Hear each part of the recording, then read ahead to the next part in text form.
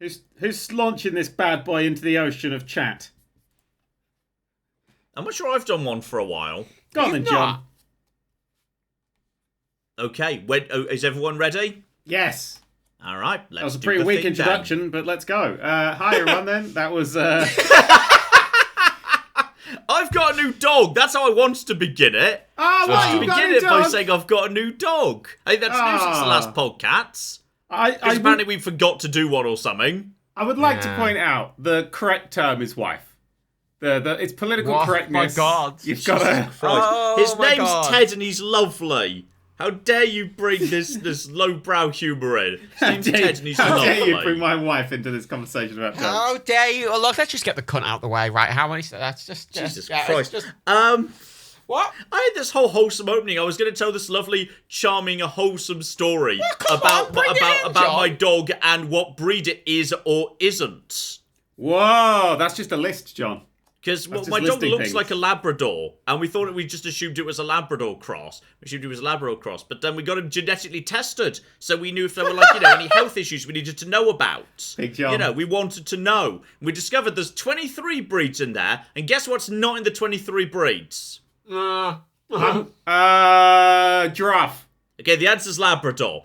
Thank you for not taking the lead, goddamn you all. Are you saying that giraffe was in there? There's not a lot of Spaniel.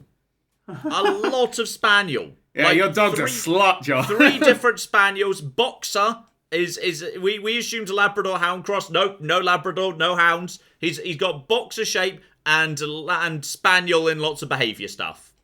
He's a Spaniel boxer, not a Labrador Hound. Completely not what we thought.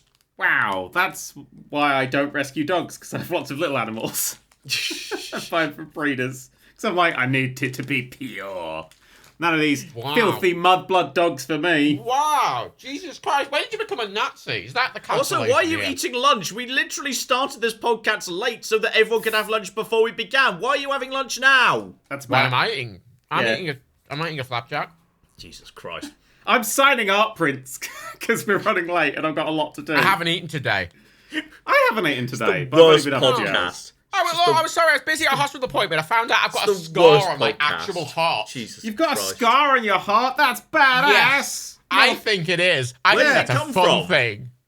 Was it like, inflammation. okay, hang on. No, it depends where it came from. Like, if it came from, hey, in like a hugely emotional moment for me, my nemesis, like, slashed me across the heart with a sword, that's badass. If it's just, hey, I've got a shit heart because my genetics are arse, that's kind of shit. It's inflammation from the AstraZeneca vaccine. Whoa, vaccines cause autism, do they? Oh my God. I got 4 vaccines now. I'm quad-vaxxed. And you're autistic as fuck. Like, whoa. I am the least autistic person you know. Shit, you're right. Hang on, wait. Vaccines You've had all the save us. different vaccines or you've just had lots of boosters? Because that's, again, less I think you're overselling this. Both! So you've had, wait, how many boosters have you had from how many different companies? I had AstraZeneca. I had Pfizer. I had Moderna. And, He's collecting them like fucking Infinity. It is. I was literally just about to make a Pokemon joke. And I've had I'm glad we're on the same page here. No, the doctor made that joke to me today, actually. Your doctor's And then into he went- Pokemon. No, but my cardiologist. He mentioned about the things being like Pokemon, and he's like, "What do you do?" And I went, "I work for a YouTube." And he went, and he looked at the nurse and went, "I always said we should have done that first. 2 20-year-olds moved in across the road from me in this £2 million house, and I assumed they were, bloody oligarchs or something. Turns out they were YouTubers." And he's like, "Oh, we're in the wrong business." And I'm like, "Please don't stop doing cardiology." Please God. That suit my very much not £2 million house. Like, it's Hi there. If you're listening to this and you want to do cardiology, keep at it. Do a cardiology, that's better. Don't become a YouTuber. Learn from my mistakes. Then again, actually, if you see him again, maybe like there's probably like I've seen like there's plenty of like lawyers react to legal shows, like YouTube content. You want a Doctors cardiology react to to, medicine inside video games. That could be a gimmick that works. I mean, that definitely probably already exists. That almost certainly already exists, but there's got to be space for more. I mean, maybe. I mean, I won't see him again because I've been discharged. But, Yay! Well, if you've got like another scar in your heart or something, if you see him again, suggest them to that, and they might enjoy that. No, you know what's cool, right? I spoke to Danny about this. I think it's fun. Right, I had to get a heart MRI for them to check everything. Fun. I had to lie in an MRI machine for 90 minutes. How big is your heart?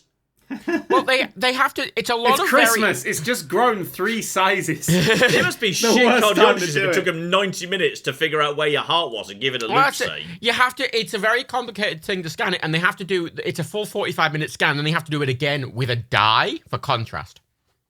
And you have to lie there a in dye silence. is a colour changing. Right, I was wondering why dice were getting involved there for a second. No, like they inject you with a dye. And so you lie there for 90 minutes in this white tube with no noise, and no one talks to you, and there's no sense of how long anything's taking. And I'm guessing you're not allowed to have your phone with you to just browse Twitter or whatever. Well, no, there's a little thing. What's Twitter, John? John, it was a thing that existed when we recorded this podcast. Oh, okay, good. Thank you. Yeah. Okay, John. What does MRI stand for? I know. Electromagnetic resonance or resonancing? What the fuck? M. Yes, electromagnetic resonancing or resonating. Resonance. Yes, that sounds good. So you said MRI. M, the letter M or I stands for E M I. Wait, hang on. What acronym am I supposed to be figuring out again? MRI. It has an M in it. The letter M, the beginning of my name. Imaging resonancing. Magnetic resonance imaging. It's a big. Oh wait, yeah, MRI. Yes, yeah. Jesus Christ. Magnetic it's a big magnet, resonating images. It's a big magnet. If you go in there with a piercing, it will rip the piercing out. It doesn't matter where the piercing is, it'll come out. Oh, is that like that thing happened in a Terminator movie? Was that accurate? Like, you put Terminator in there, would it go like, I'm being trapped by the electromagnet? Yes, and it would also destroy the multi-million-pound scanner. But on the other hand, you've just saved mankind from annihilation at the hands of Skynet, so let's call it even. Sure, that's the logic there. But what's cool is they give you headphones. Sorry, are you saying that you would? If you're saying that if someone tried to trick the Terminator, that's trying to ensure the fall of humanity in a few years' time, and someone said, "I know we could destroy it with the MRI," you would immediately respond, "But that thing costs a bit. I think we should come up with a plan." I mean, admittedly, that is me being wokerati. I think right there. I think you're just not making sensible prioritization decisions. I put my hands up. I am the tofu eating. So can we just try hitting it with a hammer and see if that works before we break the MRI machine? Yeah. Sorry, the EMR machine. My favorite thing is they give you headphones, but headphones are obviously metal. So how do they give you headphones when you're in a magnet? Oh, are they made of plastic, like the sort of headphones that like give Magneto in prison? No, but kind of like because they're just like a can with a string attached to the music, like an old telephone. They look like normal headphones, but they have no internals, and they have 2 literal like acrylic tubes running out of them, and they literally physically just pump the sound. Wait, hang on. Could not magnetic metals be allowed in there? Is it only magnetic metals that are a problem? They don't allow any metals. Also, do you think Magneto can like do any metal or just the magnetic ones? Magneto can only move cards of like levels 2 and 3 to his lane when he's played. He has 6 energy cost and he does 12 damage. I mean, you've got to assume Magneto has to be able to do all metal. Otherwise, it would be pretty, weak sauce if he just couldn't deal with metal that was, in the film, just doesn't the he wrong like type rip of the metal. iron out of some guy's heart at one point or something? Yeah, but iron is magnetic, so that's legit. Yeah, but isn't every metal technically magnetic? Ooh, okay, let's discover this. No. Which metals are magnetic? Okay, here we go. Metalsupermarkets.co.uk has a blog, which is fortunate. Of course they do. It says here only like 3 and then some alloys, which suggests that like periodic table, if you just toss the dart, you've got like a 98% chance of making something out of something that Magneto can't do shit about. Yeah, but I was under the impression that hang on, what's a metal? Because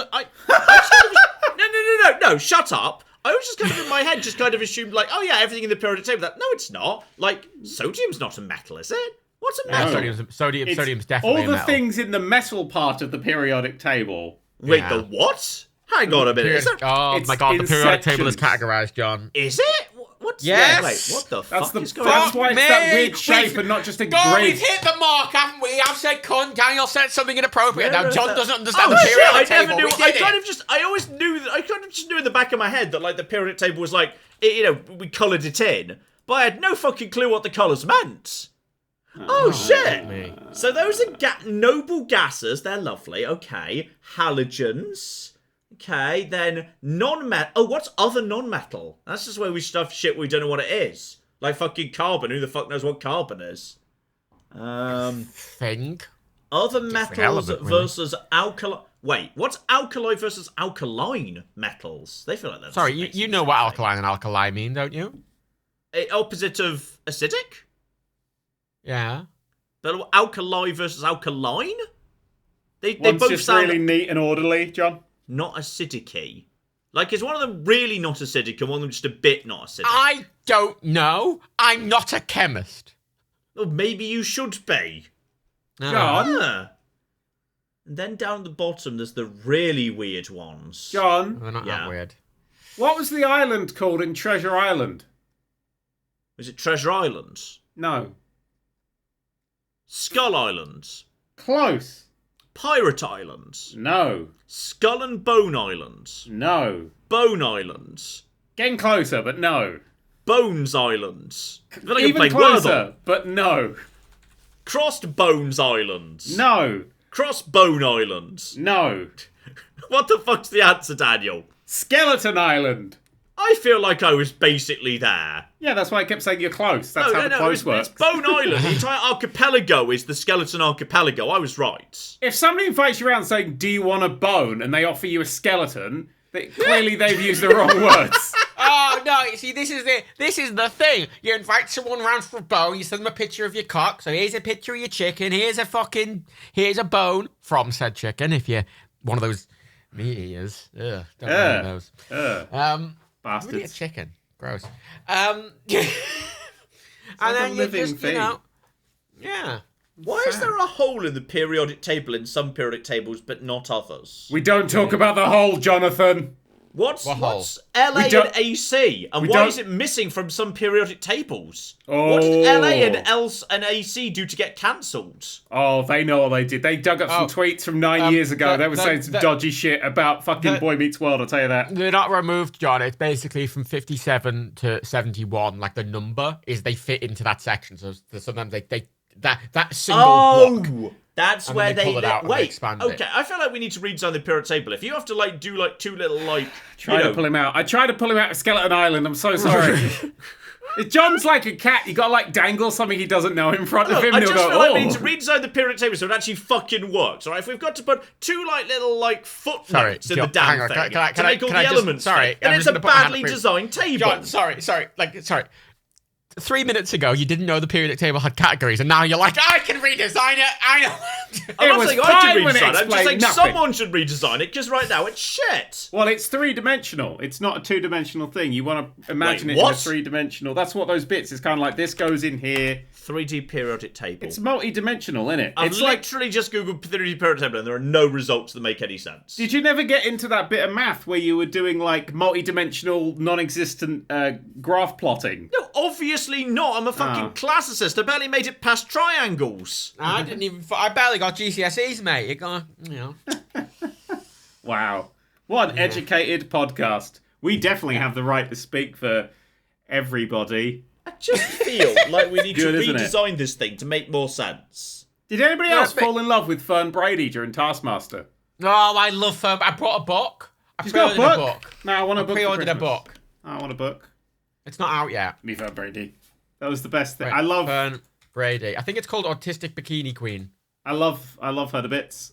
She was fantastic. She's one of those people who I've never heard of before Taskmaster, and it's now my absolute favourite people in the world. Oh, what's his name? What was his name? Moustache. Tim Kaine. Beard Man. Moustache Man. No, he didn't have a moustache. Santa I thought- Claus? Yeah. Well, he did look a bit like He Santa had a Claus. beard. Oh, you talk about from this series? Yeah. John Kearns. I fucking love John Kearns. He has my energy, which I adore. Which is shy even when on stage. Yeah, well, shy and kind of shit. And That is you admire energy, that. yeah. It is you, yeah. Shit energy Uh, is very much Matt. it's just, he's doing a challenge and he looks like a fucking idiot. And then everyone's like, why are you such an idiot? And he's like, I don't know. Excellent. I'll tell you what I was thinking about Fern Brady. It's because we mentioned autism, and she is quite clearly autistic in her actions and everything. If you've ever known an autistic person, you'll see Fern Brady and go, oh, yeah. And I love seeing it on the TV. It's just the majority of my friends are autistic, Matt. I think that's fair to say. Yeah? Yeah, I have a lot of autistic friends, and I love them to bits because they're, wonderful, delightful people. And I really don't like small talk, so it fucking works out for me. But you just don't really see a proper person on TV with it. And here's one of the reasons why. Because I was reading about her. She only got diagnosed the year she filmed Taskmaster. Yeah, it's amazing. I mean, especially women. That is how bad in this country the fucking mental health detection is. But it's terrible generally, but overwhelmingly women don't get diagnosed with autism. Oh, yeah. Because I talked to my doctor about getting a proper ADHD diagnosis, because my two therapists were like, yeah, you've clearly got ADHD. Oh, she was diagnosed with OCD at the age of 16 as well. Oh, they'll probably just be it's OCD. And she's bi. Nice. She also used to be a stripper. Wait, really? Yeah. Oh, that's interesting. I read articles about it. I like to read articles about people that I like. No, I just don't really Wikipedia. Yeah, her new show is called Autistic Bikini Queen. I think that's the title of the book I pre-ordered as well. Incroyable. Yeah, I have to go see her. She's definitely on my list of, oh my goodness, you just shone it. Because Sarah and Dara I already knew and absolutely loved and everything, but she was the one for me that... I always liked how, they always seem to now, they usually get one or two very famous established comedians and then have a few people who are less known, and it really balances out. Yeah, I mean, like a lot. They did that in the first series. I think Taskmaster was successful because in the first series they got Frank Skinner in, and Frank Skinner legitimized that show. And I know it had Tim Key in it, my favorite stuff, but Frank Skinner was when people went, oh shit, Frank Skinner's doing this? I mean, it's basically just because he's really good friends with Alex Horne and Tim Key, but... Yeah, thing, right? Dara's excellent. Obviously, always Dara's excellent. Next series is going to be interesting because it's got somebody I actively don't like in it. Well, who actually I haven't seen the cast for it. Frankie Boyle. Oh, I don't like Frankie Boyle. There's a few people comedians I don't really like, but I do like on Taskmaster. Yeah, it's happened a few times. An interesting watch if I bother to watch it, which I don't know if I'm. Or there's been people I have liked but haven't liked on Taskmaster. Yeah. I don't. What's her name? Oh, fuck. I've got to check the cast list. Are there the other series? I feel like Al Murray was a little wasted on Taskmaster. I didn't think he hit his potential. I should definitely watch this show at some point, because in case you guys just go the fuck off. Well, it's like it's 2 seasons a year, and it's the best thing Britain's ever made. Of course we're going to talk about it. Desiree. I like Desiree a lot on Taskmaster, and I don't like anything else she does. Oh, I like her in the Alex Horne show. It's quite fun. In the Horne section, show. Distinctly not the Alex Horne show. Last season, Ardle. I just kind of like Ardle. Oh, I love Ardle Hanlon. I don't really like Chris Ramsey very much, but I liked him in the show. Judy Love, I really liked in the show, but don't like. Judy Love, just everything else she does, I don't like. Yeah. Sophie Duker. I didn't know of her before, but now I do. Oh my god, I love Sophie as well. Excellent show. Absolutely. The thing I found weird about Taskmaster, that was where I found out Lee Mack is a vegan. Yeah. Things you learn. It's so good. It's such a great show. It's genuinely. Taskmaster. So come on, who's your ultimate definitely want them on the show people for Taskmaster? If you could cast 5, or at least John, 1. You can join into this as well. John, you've got comedians. I don't know what I've no way of evaluating who would logically make sense to go on the show. It's who's a good comedian more than anything. Who's a good comedian who is game for a laugh? There are some comedians who would just fucking die. The thing is, a lot of the comedians what's her face? Catherine Ryan. Catherine Ryan's been on it. She was great. All right, fine. Well, you see, this is the problem with asking me, because I'm just going to name comedians who've already been fucking on it. This is the problem with it having 14 seasons already. Well, but this is because I always wanted Dara on it. I always wanted Dara because I fucking love Dara. Everyone loves Dara. Yeah. Who can't love Dara? He brought back Robot Wars. Fuck me, he's the best. Oh, fuck. Love Ardle. Ardle O'Hanlon is a choice I wouldn't have expected, but enjoyed thoroughly. Oh, I totally would have. He's definitely top tier for me. He's got that sort of weird vibe. Victoria Curran Mitchell is a choice that I also wouldn't have expected to see on Taskmaster, but she was great. Yeah. Are you sure? Because Claire and I have a tradition when we watch Only Connect of fast-forwarding past her terrible opening section. And then and then stopping it. Literally, like, the moment the show's over, we rush to get to the remote to turn off the show so she can't do her awful, terrible, shitty ending joke, because they are never, ever funny. I love her shitty jokes. Literally, we've got down to an art form of fast-forwarding to the teams being introduced, so we miss that terrible, shitty opening joke. And then literally 2 minutes 20, that's what you're aiming for. Rush the remote to end it before she does the ending one. Because she cannot deliver a joke to save her life. She can't, and that's why That's what's great about Taskmaster, is you don't need to be able to deliver a joke to save your life. No. You just gotta know how to ride a bike, which she didn't and had to learn. It's just, I don't know what's going on. Like, I don't know, like, I really want to know what's going on behind the scenes at Only Connect. Like, is she writing her own material, but she's become so entrenched in the show that no one can now stand up to her and say, that joke is shit, do not do that on television? I mean, or is someone else writing the material, and it's actually would be quite good if it was delivered better, but she can't deliver a joke, so it sounds awful. I get the feeling and I don't understand what's happening.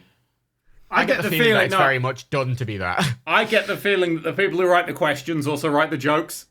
Mm-hmm. Or has it got to the stage where they've realised she can't deliver jokes? They deliberately give her very bad jokes, and it's become a sort of cringe part of the show. I mean, it could be that. It is definitely an element of the show that they're leaning into. I looked up season 15. I don't actually know anyone aside from Frankie Boyle. I can't remember who else was in it, because I saw Frankie Boyle and went, ugh. Frankie Boyle, Ivo Graham, Jenny Eclair, Keel Smith. You don't know who Jenny Eclair is? No, and Mae Martin. I've heard of Jenny Eclair, but I couldn't tell you anything that was she was in off the top of my head. Oh, fuck. So that is what's fucked me up about the season. Yes. Jenny Eclair, you know. That's what's fucking me up the season. Mae Martin. I love Mae Martin. I've never heard of her, somehow. A Canadian comedian stuff. Was on the Laugh Out Loud, the documental thing that I really like. The Japanese documental, which is they put loads of comedians in a room and they're not allowed to laugh for like 12 hours. And it goes down to like, it's like comedy fucking insanity. There's a Canadian version, I think it's on Amazon, that is really fucking good because it's got, what's his face in it? Colin Mockery. But Mae Martin was in it as well. And Mae Martin was, I mean, you've got Colin Mockery in the room, you're trying not to laugh. It is difficult. I recommend Laugh Out Loud. No, Last One Landing. It's called LOL. Last One Laughing. That's it. I got it in the end. Good show. But Mae Martin was on that, and I adore Mae Martin. Also, Hilda from Legend of Zelda, from Sabrina. I would want to see. I want to see Bill Bailey. Oh, Bill Bailey's a great choice. Yeah. Yeah, no, I'd like to see it. In 14-15 series, they never got to something as obvious as Bill Bailey. That'd be series 2. Well, because they like to feature new upcoming comedians as well as like a big name. They usually only have 1 or 2 established big names on the cast every season. I mean, what's his face from a few seasons ago? What was his name? Can't remember his name. He was in the Ashens film. He was in the first Ashens film. And then he's in Taskmaster. And actually in the second film, Jared Christmas from the second Taskmaster film, for the second Ashens film, was in the original Edinburgh version of Taskmaster. There you go. Oh. Yep. And I didn't know that until afterwards, otherwise I would have talked about nothing but that. I don't actually know who you're referring to. Jared Christmas? No, the other person. Wait, what other person did I say? You said there was another person who was on Taskmaster. Yeah, was it Moan? Moan Rizwan? Yeah, I think he was in it. Moan was in it, yeah? It was in what? I think he was in, he's in the first Ashens film.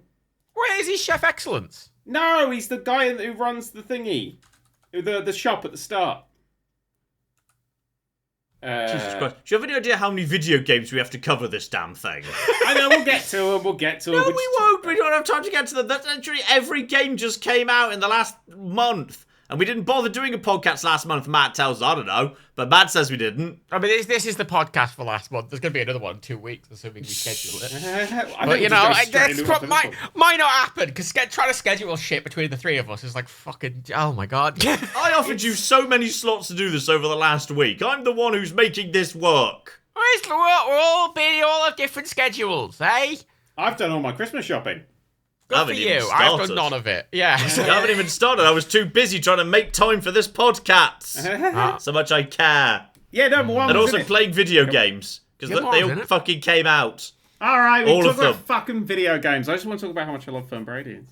I'd want to see Limmy on there. I think he'd be a weird choice. He's one of those people I'm like, He's No, not like but I something I think actively hate, it's just something I don't find very funny. No, but you he'd be someone I'd find interesting. I'd want Bill Bailey on there. I'd want Limmy.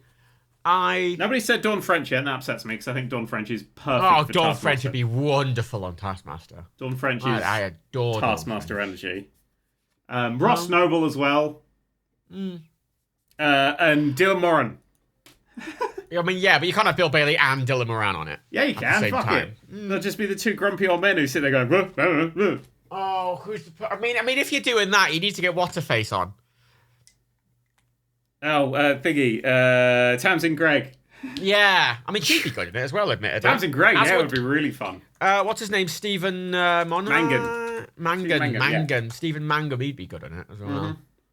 I love him, because I can't like him in anything he's in, because he just has that face of a shit. Oh, he just like a cunt, doesn't he? Yeah.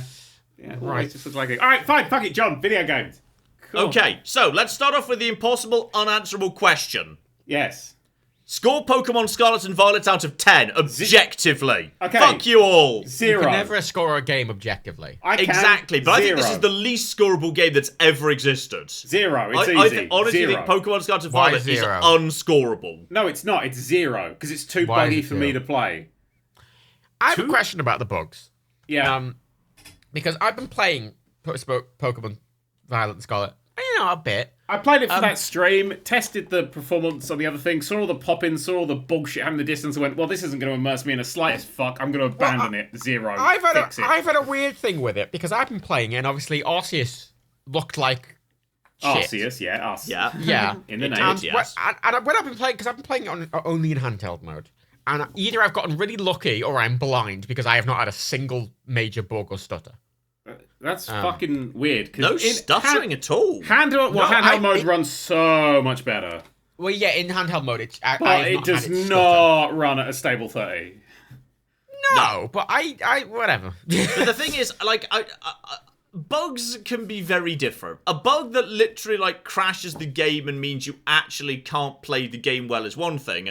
A bug that is amusing but doesn't in any way get in the way of me playing the game as it's designed to be played could just entertain me. Fucking hell, I'm into Bethesda, alright? I've got a high threshold for amusing bugs that don't actually mess up the game. And I think they knew they had a buggy game on their hands because they implemented systems like, hey, you can just literally pause and fast travel to anywhere, from anywhere, no restrictions. Because there's a possibility you're just going to fall out of the world, and when you reset, you're going to still be falling out of the world. I've not so fallen out we're of just the going to give world you at all. fast travel from everywhere to everywhere from the get-go. But I had one. I mean, I almost fucking completely quit it because I that first bit where you're going through the cave after you find the big boy. The Houndour Cave and the Houndoom Cave, yeah. Yeah. I came across a Diglett, right? Yeah. Started fighting the Diglett. The Diglett, just every attack just did this attack which reduced my accuracy. Sand attack. Sand attack! Yeah. That's the point And where you that's just run away. No, but that's the only attack it would do. And I couldn't run away. It was disabled for that fight. Locked in fight. Yes. So I'm stuck with this Diglett What? who's only doing this attack, which isn't damaging me. It's just making my accuracy non-existent. So every time I Well, attack change out to a it, different Pokemon. That resets accuracy. I only had one Pokemon at the start of the game. Well, I feel like this is a you big shit at Pokemon problem. So I'm trying to attack it, but of course none of the attacks are hitting because they've got no accuracy. This So feels I'm like just- something Ash Ketchum would do while Misty and Brock made fun of him. Yeah, in but I'm just season 1 of sat- Pokemon. Well, before Matt, he I'm knew new how to to the suck series, anything. really. Matt's not really been a Pokemon-y boy. No, I haven't. This is the first Pokemon I've probably gotten into. Yeah. And I'm sat there, and I can't run away, and I can't kill it, and I can't just wait for it to kill me, because it is not killing me. It is just only doing Sand Attack and nothing else. Well, it must know And I sat Scratch, because there. they start knowing Scratch. Diglets can't not know Scratch. It didn't do Scratch. It probably had Scratch, but it wasn't fucking using it. I Wait, why sat there couldn't for you run 10 away? It was locked in. It says you can't run away. I was Yes. locked into the fight. So I I sat there missed for- this legendary Diglett encounter. I sat there for 10 fucking minutes, got angry, and turned the console off. Yeah.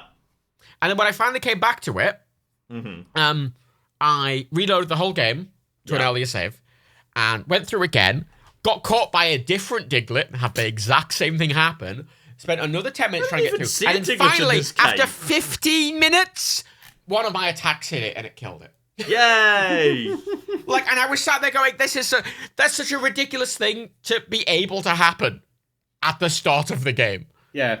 And then I put a thing on Twitter going, how are you supposed to get around it? And the response, because Pokemon fans are ridiculous. We are, like, yes. Well, actually, we've had 25 years to keep putting clever. on more and more rose-tinted spectacles. Yeah, and they're like, actually, the game's very clever. You just need to be better at it. And I'm like, what the fuck? Better at what? Pressing A on attack? Fuck off. I'm going to say this now. RPG fans are scary people, but they are nothing compared to Sonic fans.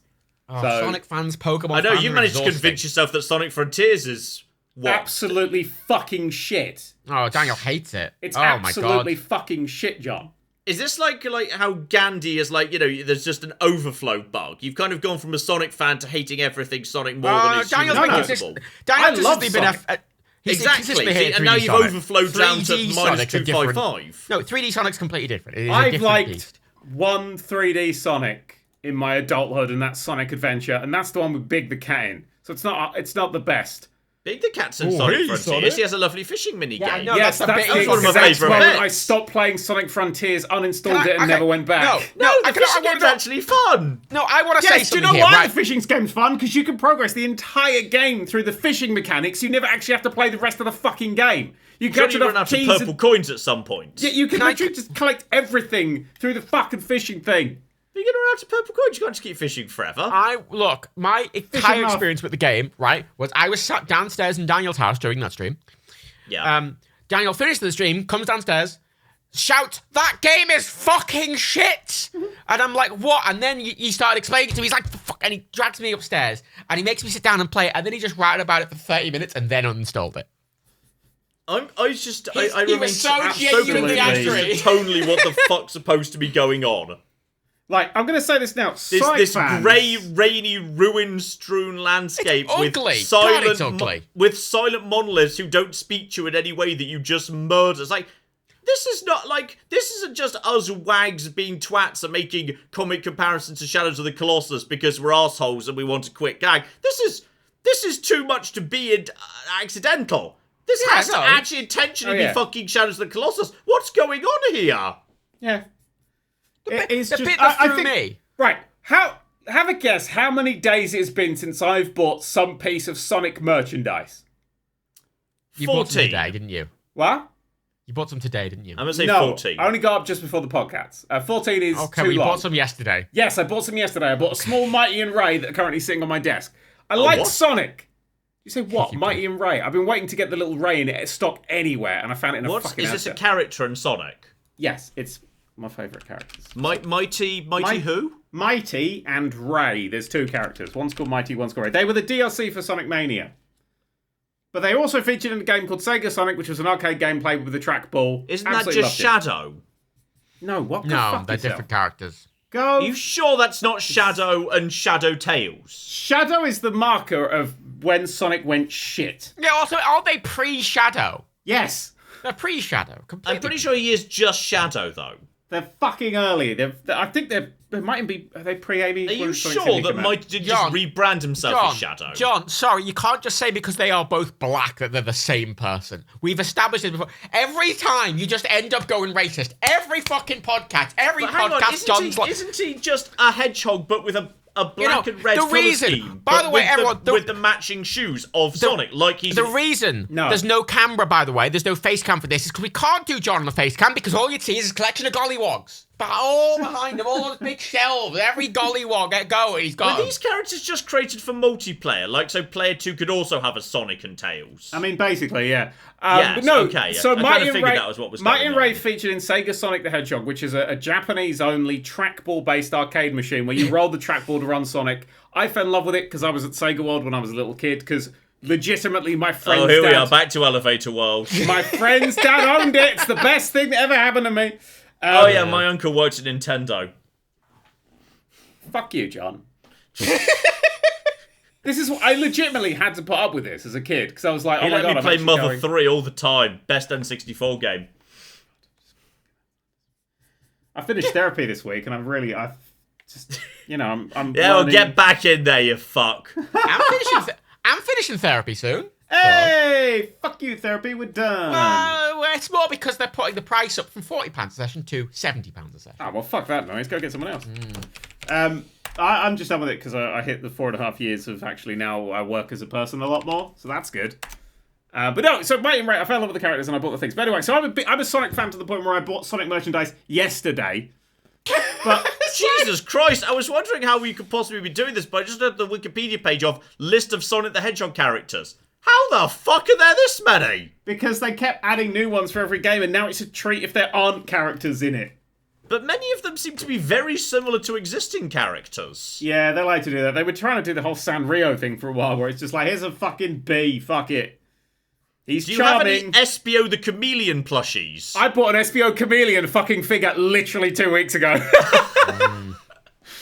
You want SBO's fucking Sonic rad. characters? Daniel has them somewhere in his Oh, thing. he's an walls, go to the armadillo! wall. Mighty's an armadillo! He is, and Ray's a flying squirrel. They're really good in the DLC for Sonic Mania, by the way, which is the best Sonic game. But that's the thing, like, you play Sonic Mania, like, oh wait, no, you can make this good, but Sonic doesn't work in 3D. That's a lie, because Sonic Utopia exists, and Sonic is Sonic working in 3D, with a focus on exploration and, you know, fun speed bits and platforming and all that sort of stuff.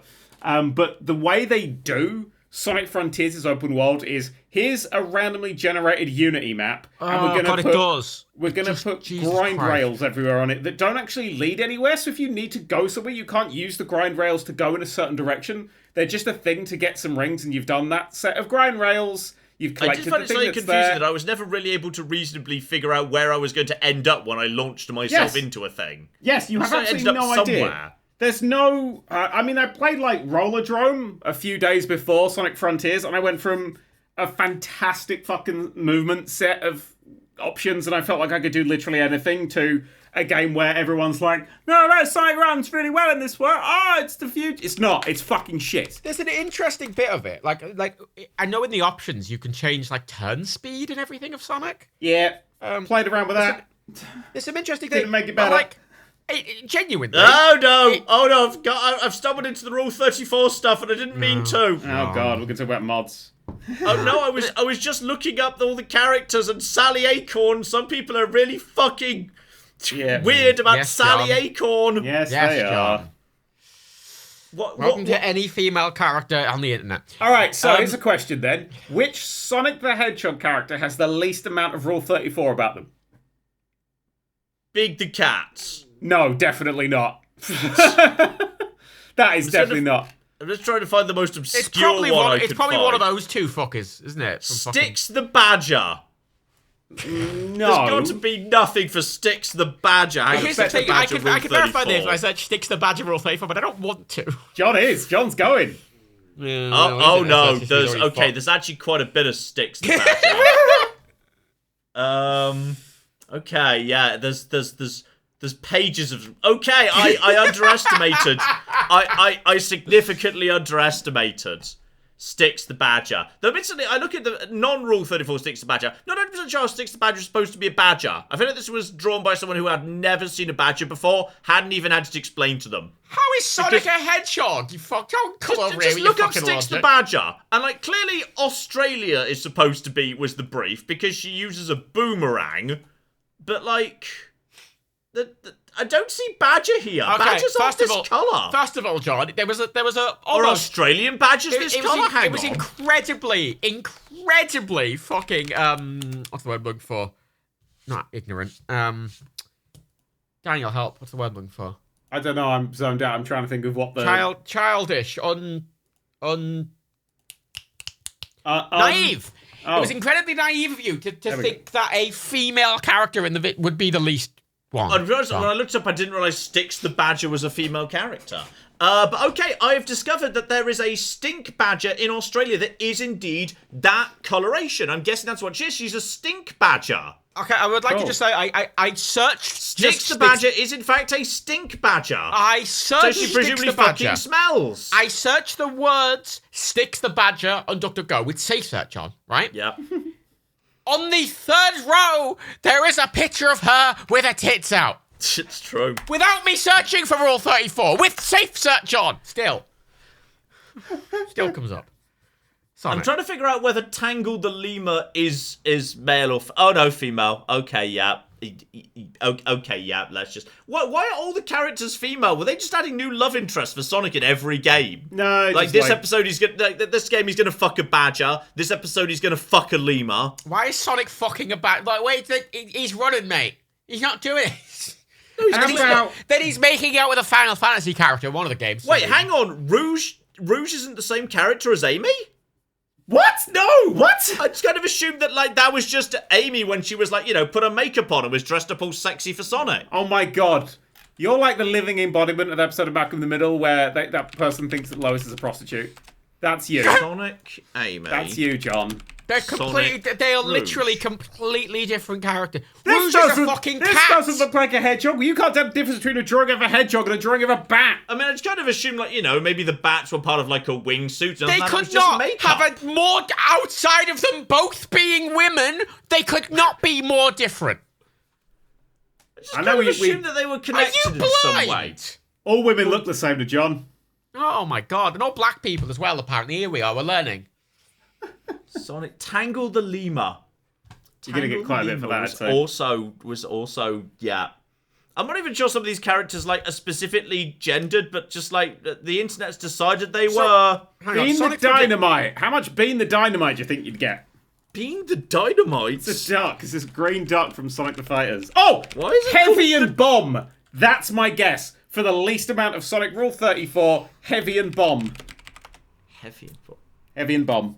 Okay, I have found several pictures of Bean the Dynamite. There's quite a lot of Bean the Dynamite actually.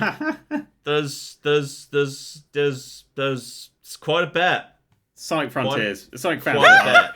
Oh my god, it's got a 71 on Metacritic and an 8.2 with user score as well. What, Sonic Frontiers?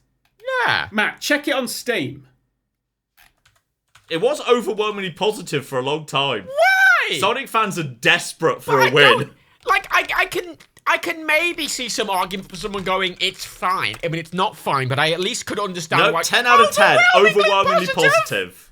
Sonic fans are in the most publicly abusive relationship. Sorry, Saints Row. The new Saints Row got fucking panned by a lot of people calling it a fucking, we just, the world's empty, and they just took assets and strung them together, and Sonic Frontiers is literally a random Unity green map that they have placed floating level assets in. Which don't actually do like anything. Shit. As soon as you jump into them, they just autoplay. Which I like, again, like... And they pop in about 4 feet from existence because there's no level of detail scaling. That's what fucked me off when you showed me it, is that they just pop in, like, next to... You're on a PS5, for fuck's sake. Yeah. I'm playing God of War Ragnarok, and that is like fucking graphical whiplash. Did you see, like, the amount of people, right? Because, again, Sonic fans, but equally, people who just hate the Switch. Because, you know, the Switch is relatively underpowered, right? However, the Switch can run comfortably Mario Odyssey and Breath of the Wild. Yeah, well, Mario Odyssey. And Sonic Frontiers. Breath of the Wild runs like shit in some bits, let's be honest. Well, yeah, but it doesn't run great. But this is the thing. It's a much more complicated game than Sonic Frontiers. It's a much more complicated game than even the new Pokemon. Yet, here we are. It's almost like it's a badly made game that runs like shit on everything. And just because it runs like shit more on the Switch, it's because the game is shit, not because the Switch is necessarily shit. My favourite bit about this is in the chat, there's fucking Sonic fans just sitting there going, fucking keep my wife's name out of your fucking mouth! We're gonna get slapped in the street for this. That's what we're gonna...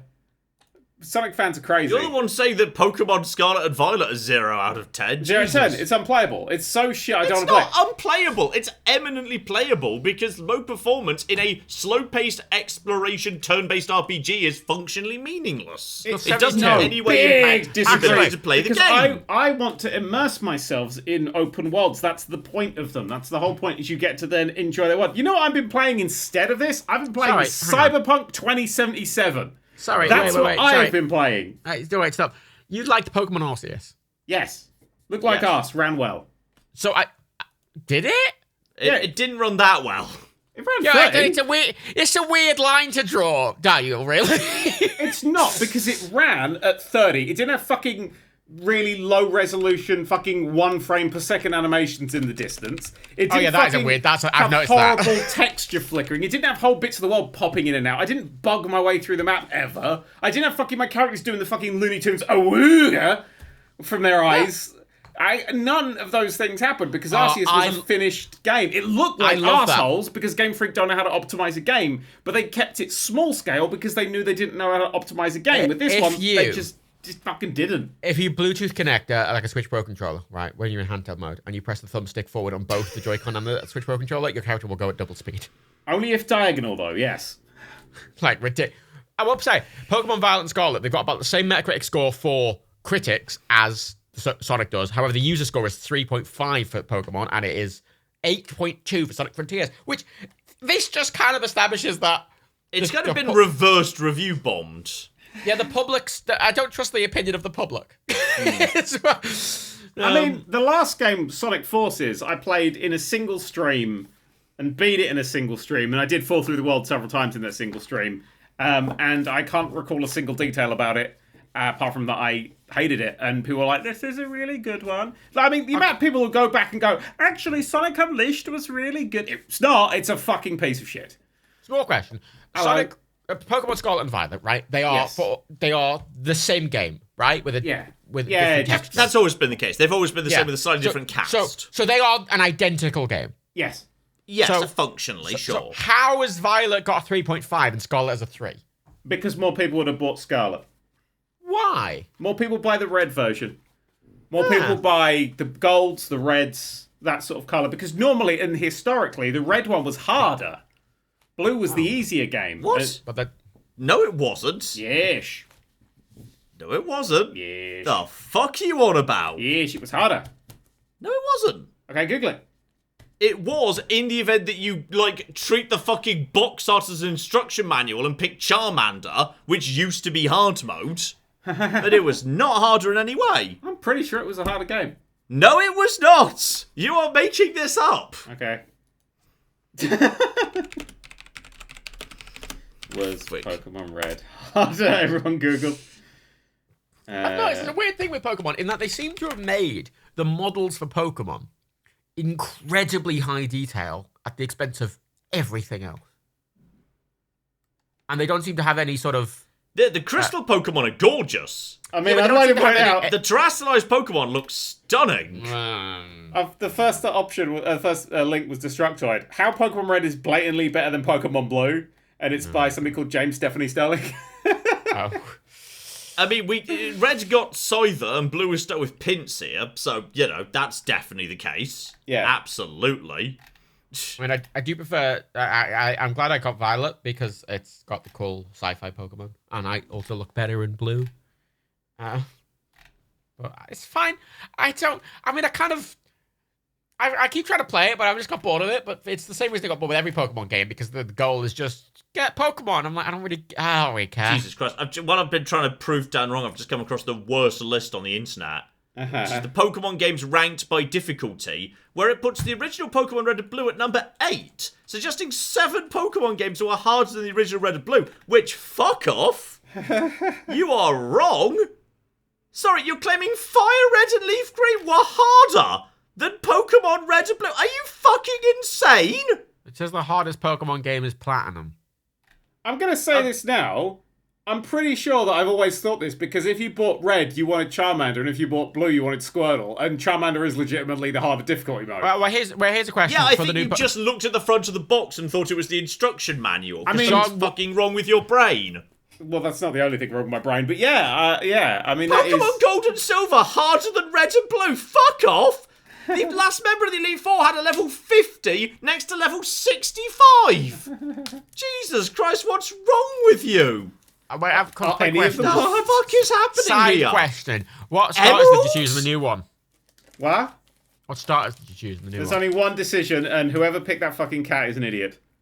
Who picked the cat? Quaxley. It's fucking Quaxley every time. Did you pick Quaxley? I meant the duck. Sorry, yeah, no, I forgot. I hate the cat, but because go Quaxley. Look at his little hair. I picked Quaxley as well. He looked like He's a right got hair cunt. physics. I wanted to fucking punch him. He looked like a right tit. That's why I chose him.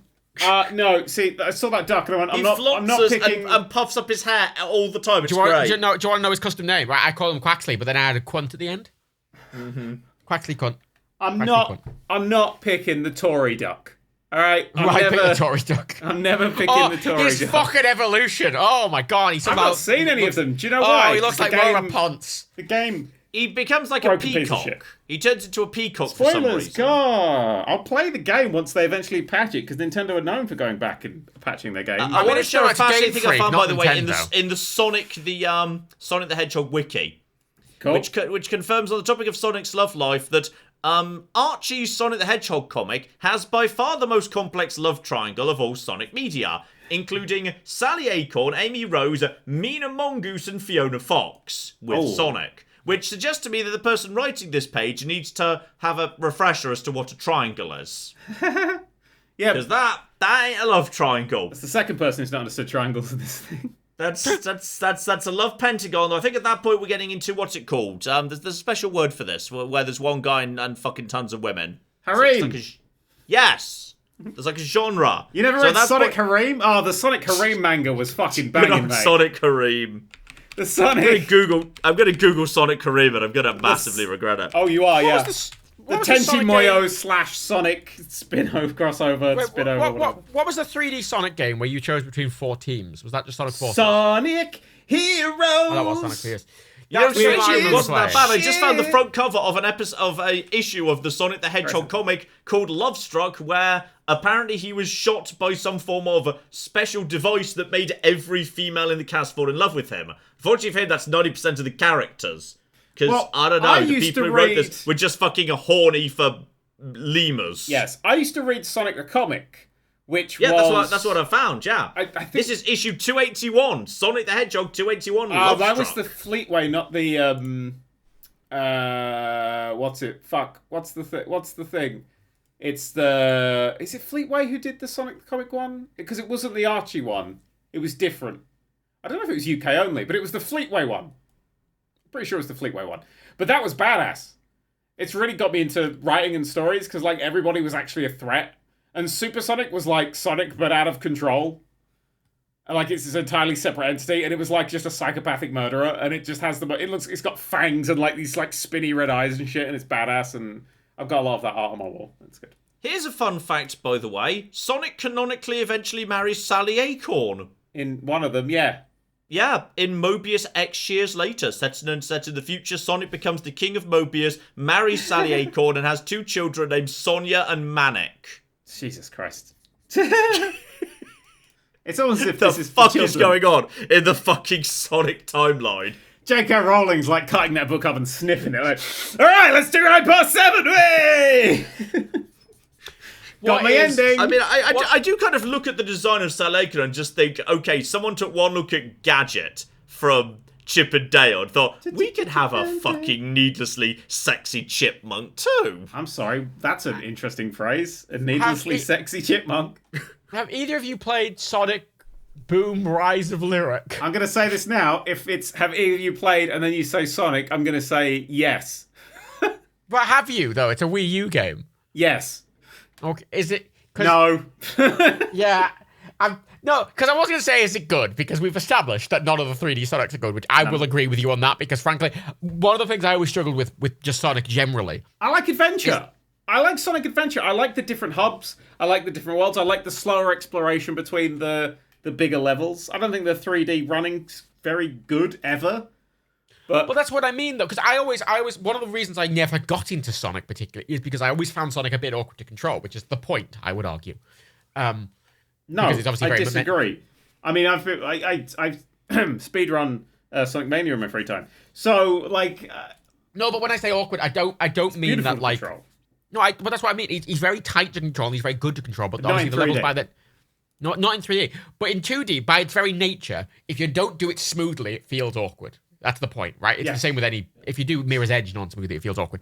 And I think that initial thing, if you aren't good at it and you start it, you kind of feel like you're doing terribly and it doesn't feel very fun. It takes your hand too much. It always just goes like, oh, actually, would you rather I did this loop-the-loop for you and did this complicated bit for you? And it's so on rails and not fun. All the Sonics, all of them, even the 2D ones, that initial, like, I don't know what I'm doing. But in Sonic, it felt good because when you finally kind of got used to it, you felt like you were kind of mastering something. Whereas in the 3D ones, you're kind of just pressing forward. Yeah. And, like, he's already quite fast and in 2D, and obviously some small reactions don't work. But then in 3D, you're dealing with a whole other fucking dimension. It's not like it's Mirror's Edge, where you are kind of gliding. Sonic doesn't, in 3D, he doesn't glide around. He just, I don't know, he just jitters? I don't know how to describe him. He doesn't move like anything else. Yeah, it's when you turn, you just jump and you're like, am I going to shoot off left or am I going to slow down? And it's just no knowing what the character's going to do. No. And the fact is, we've made loads of like really great 2D Sonic games, like the Sonic Advance series. The ones on the DS, the Sonic Rush. Sonic Rush 1's fucking incredible game. It's really fun, and it sticks to the great moment. The greatest design decision in a Sonic level is if you're fucking it up, you go lower down the level, and if you're doing really well, you go higher up the level. So if you make a mistake, you then drop down. Most levels have like 3 lanes. And so when you shit, you're like scavenging through the bottom with all the robots and all the death pits and stuff. When you're good, you're like flying over the top of the level really quickly. And so the more you play it, and the more you practice, and the more you learn the levels, the faster you can get through them. And I always thought that was a really neat way of sort of, instead of just having a very linear level design, these big counter levels. And that's why the levels in Sonic Mania are so good, like the new levels, and of course the redesigns, because they really play on that sort of multi-tiered stuff. And yeah, you don't get any of that in the 3D. Occasionally it'll be like, look, there's 2 ways to go. There's just 2 ways to go. Well, I mean, there's this sort of, because I was thinking about this. You know, did you play Mirror's Edge, the Catalyst one at all? Yeah. That was the sequel, right? The second one. Yeah, and you know how it was kind of shit because nothing was very crafted. It was all just very... I'll tell you exactly why it was shit. There was a button that made you go up to full speed, so you didn't have to fuck on with momentum. Well, yes, that also. But like in the first game, obviously, each route is very... There's a few alternate ways you can go through, but it's a single route. Whereas in the sequel, it just kind of went, Well, then it became the illusion of choice, but still only a few ways to get across something. Yeah. There wasn't enough systems to actually properly parkour around. And then it was like, hey, run back and forth this same route like 7 times in a row. And I'm like, I don't what the... Yeah, open world. Yeah, well, I'm genuinely amazed. I'm learning so much about the Sonic canon right now. I'm trying to get myself up to speed as fast as possible. Well, I do find it fascinating that in the majority of continuities, Sally Acorn is the primary love interest. Yes, because Amy aside from the Adventures of Sonic the Hedgehog, in which Sonic was fucking a robot.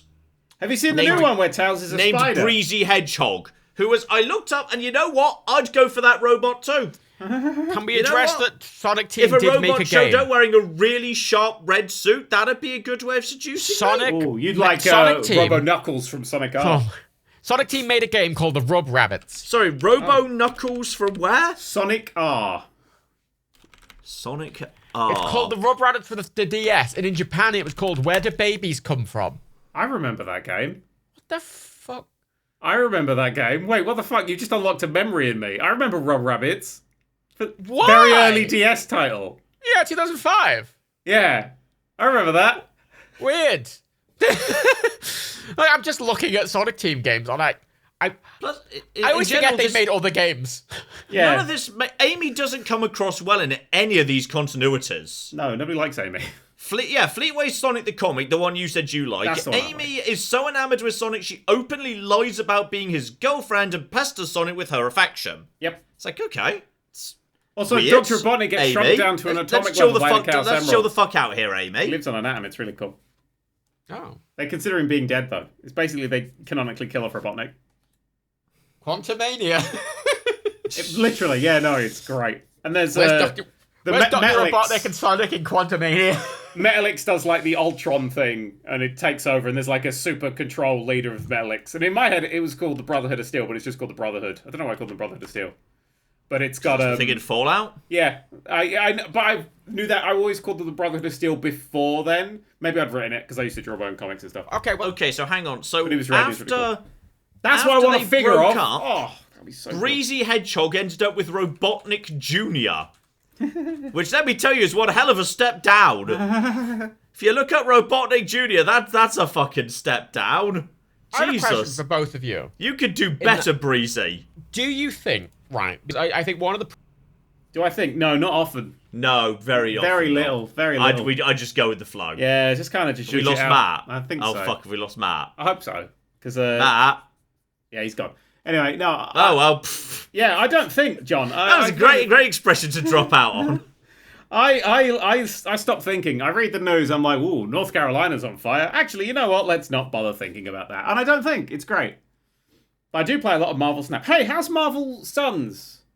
Midnight Suns is actually... I was not expecting much from it. I think it's actually pretty solid. Is it Persona, but with Marvel characters? Oh, hey, Matt, welcome back. Oh, my mic cut out. Welcome back, Matt. My internet was fine, but my mic cut out. Here's why Midnight Suns works. It is a game that's very fun to just drop into for 20 minutes. You go in, you play one mission, which is literally just one like little arena to clear, just 3 heroes of your choosing, beat up some Hydra thugs. That's it. It's done in 15 minutes. You nip back to base, then it's officially the evening of that day. You pick a superhero to go out on a date with. The date takes 45 seconds. The game gives you some new cards. You slightly adjust your deck, and then you can just like save and drop out there, or you can just jump into another one. It's like eating a can of Pringles. It's Pringles video game. Pringles are the fucking worst, John, and you should be ashamed of yourself.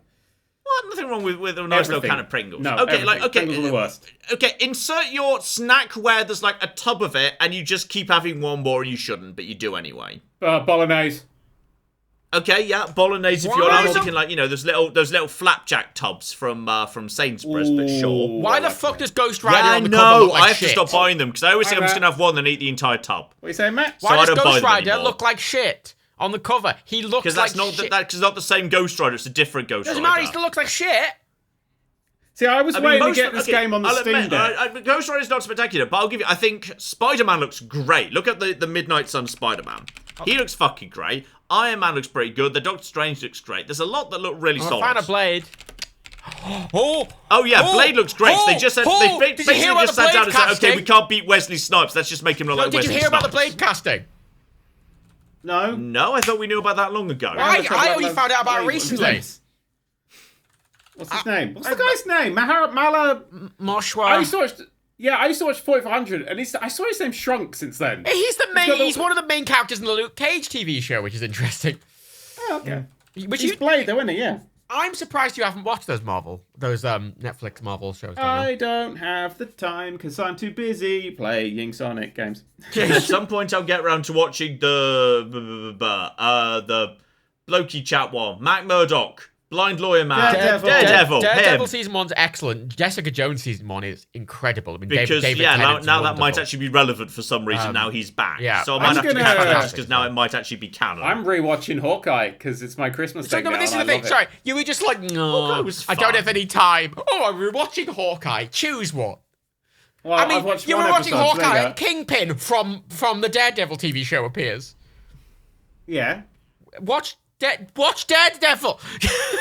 Or I could wait and watch the new Daredevil TV show that's coming out. Well, no, but you need. I think there's having his. Well, you're not going to need to have seen the entirety of Daredevil to follow it, but you'll be able to get more out of it if you do. Maybe not the entire. You don't need to watch all 3 seasons, but the first season's fantastic, and especially with Kingpin, it's fantastic. The other ones can be left. But that first you probably do need to, like, I don't know, I think you're a bit lost if you watch one series, miss 2, and then try and get back in. Then you might be even more confused. I've been watching Star Trek Prodigy. I'm enjoying that. You just made that up. There's no Star Trek called that. Oh, it's a Nickelodeon show. It's animated. It's quite good. It's genuinely very good. Janeway's I'm enjoying it a lot. It's irritatingly a pitch I had for a Star Trek show that I think I mentioned in one of my podcasts. Wouldn't surprise me. I confused the terms. Of somebody finding a starship and then learning what Starfleet's all about and all that sort of shit. But it's great. It's aimed at kids and it's way better than I would have done it. You can watch it on anyway, Paramount before we got Plus. completely off target, Midnight Suns actually pretty good because it's just a nice little dip in, play 20 minutes and then just kind of do that. It's got a really compelling little loop. It's very nice. The physics is super satisfying because a large part of it is about knocking. It's a huge amount of it's about knockback. And in particular, knocking one enemy into another, and it's fucking hilarious every time. It never stops being funny. I'm waiting because they said they're going to do like proper Steam Deck support for it, so I'm going to hold off until then because it sounds like it's perfect for the Steam Deck. I mean, what I'll say is it's got the curse of modern video gaming, which is there are like 80 currencies you need to keep a track of, like your attack points and your skill points and your mystic points and your general currency and what's your research level right now, you fucker, and like how many arcane keys have you collected? Have you collected the elemental staff shat? Why haven't you collected the elemental staff shat? I don't know if I want to play. There are 10 million things to fucking collect. 2 Marvel card games at the same time. Like, I like Snap. I'm enjoying the Snap. I don't want to be like, shit, wait, in this game does Blade do this or that? But in this game you continue. There's also, for no well-explained reason, a swimsuit mode. Hello, I'm in. Yeah, you can just basically dress up any hero if you want in swimwear, and you get to pick out new swimwear. It is a Persona game. It is a Persona game, isn't it? That's what it is. Occasionally they all just hang out by the pool in swimwear. I've been playing Persona 5 loads more still since last time. You know what I did last night? Taking a break off. Last night, right? I was playing Persona 5, and what I did in it was I went and saw a film with a friend. I worked at the convenience store. I ate a burger, and then I did my laundry, and that was all I did. Video games. Yeah, I like it. I mean, I've modded Cyberpunk, so I could basically do that in the Cyberpunk world. So I'm excited to play that. Fucking hell, Cyberpunk modded now. I'm like, this is a good game. Christ. This is why every time I look up any character from Sonic does the page begin, she was added to be a love interest for Sonic the Hedgehog, including Madonna. Why is Madonna a love interest for Sonic? 90s. Madonna is a character who is said to appear in Sonic the Hedgehog series. She was supposed to be a love interest for Sonic the Hedgehog, despite the fact she is a human and much taller and very... She's basically Jessica Rabbit, but not a rabbit. Didn't stop them in Sonic 06, did it? No. There's actually... Well, the question I wanted to ask earlier... Jessica Rabbit wasn't a rabbit. Yeah, she's just Jessica Rabbit. The question I wanted to ask earlier, when my mic cut out, is because there's this kind of thing with... you were asking us whether we think. You had a lovely time with that. We chatted about that for a while. We didn't, no. Okay, Sonic Team and Game Freak, right? Game Freak especially, because what? Pokemon... Should they swap? Yeah, fuck it. No. But you know how Pokemon is, I think, the most profitable license? Oh, it's the biggest entertainment franchise. Like, it's bigger than Star Wars, it's bigger than... big... And that Game Freak can put out anything. And they do. And people will buy it. No, I'm not having this. I'm stepping on this right now. I've heard this being repeated so many times. This is my question. People say, oh yeah, they were so lazy, they just shit out anything and people buy it. No, if they were lazy and they wanted to shit out anything, we would have just got something that was very similar to Sword and Shield. Very traditional, very boring, narrow routes, Pokemon in the long grass, all the rest of it. They took a risk. This was not lazy. It was incompetent, but it wasn't lazy. I wouldn't use the word lazy. I mean, game development's hard. What was wrong with it is that they released it before it was finished. Yes, there may well have been some contract issue that they had to get it out. Yes, and then, but then, Sonic Team doesn't have the same thing necessarily. Obviously, Sonic is not nearly as big as a franchise. However, it does carry a lot of weight. And these studios, because obviously it's only been developed by the one studio, it's not being farmed out at all, and they just keep making kind of iterations on the same thing, which isn't really working, and there's a bit of a mess there. And do you think that will resolve itself, or do you think that's just going to happen until they both die? Well, let's put it this way. Pokemon will never die because it is a vessel for things like card games and etc. etc. I'm surprised they're still making Sonic games.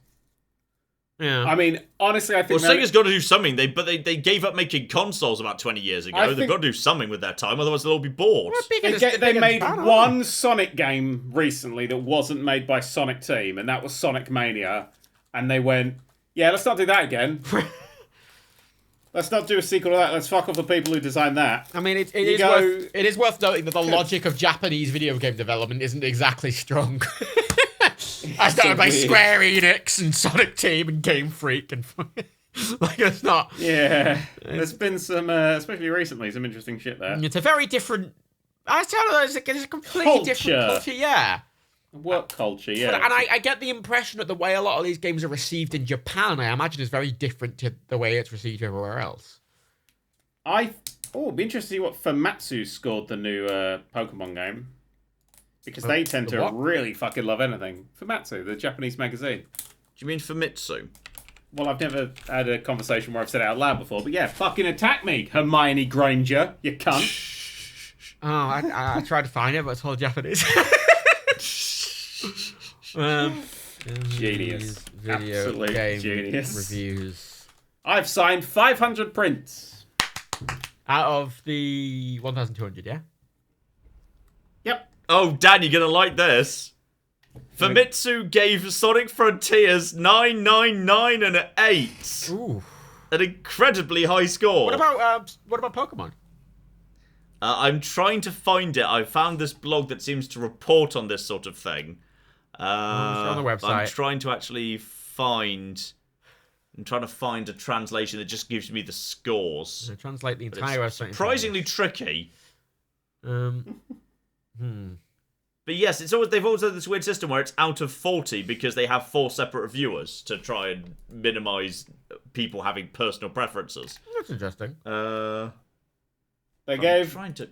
Nintendo. And I believe, if I recall correctly, yes, this was big news because I remember back in the day, very famously, Ocarina of Time was the first ever game that got a straight 40. Oh, that right? It never happened before. That was very exciting at the time. Oh, the hype for Ocarina of Time back in the day. You guys weren't born at the time, but it was good. I was born at the time. You're the same age. And I'm like 5 years younger. It's not. Here we go. There are only 27 games that have received perfect scores from Famitsu in the entire history of gaming.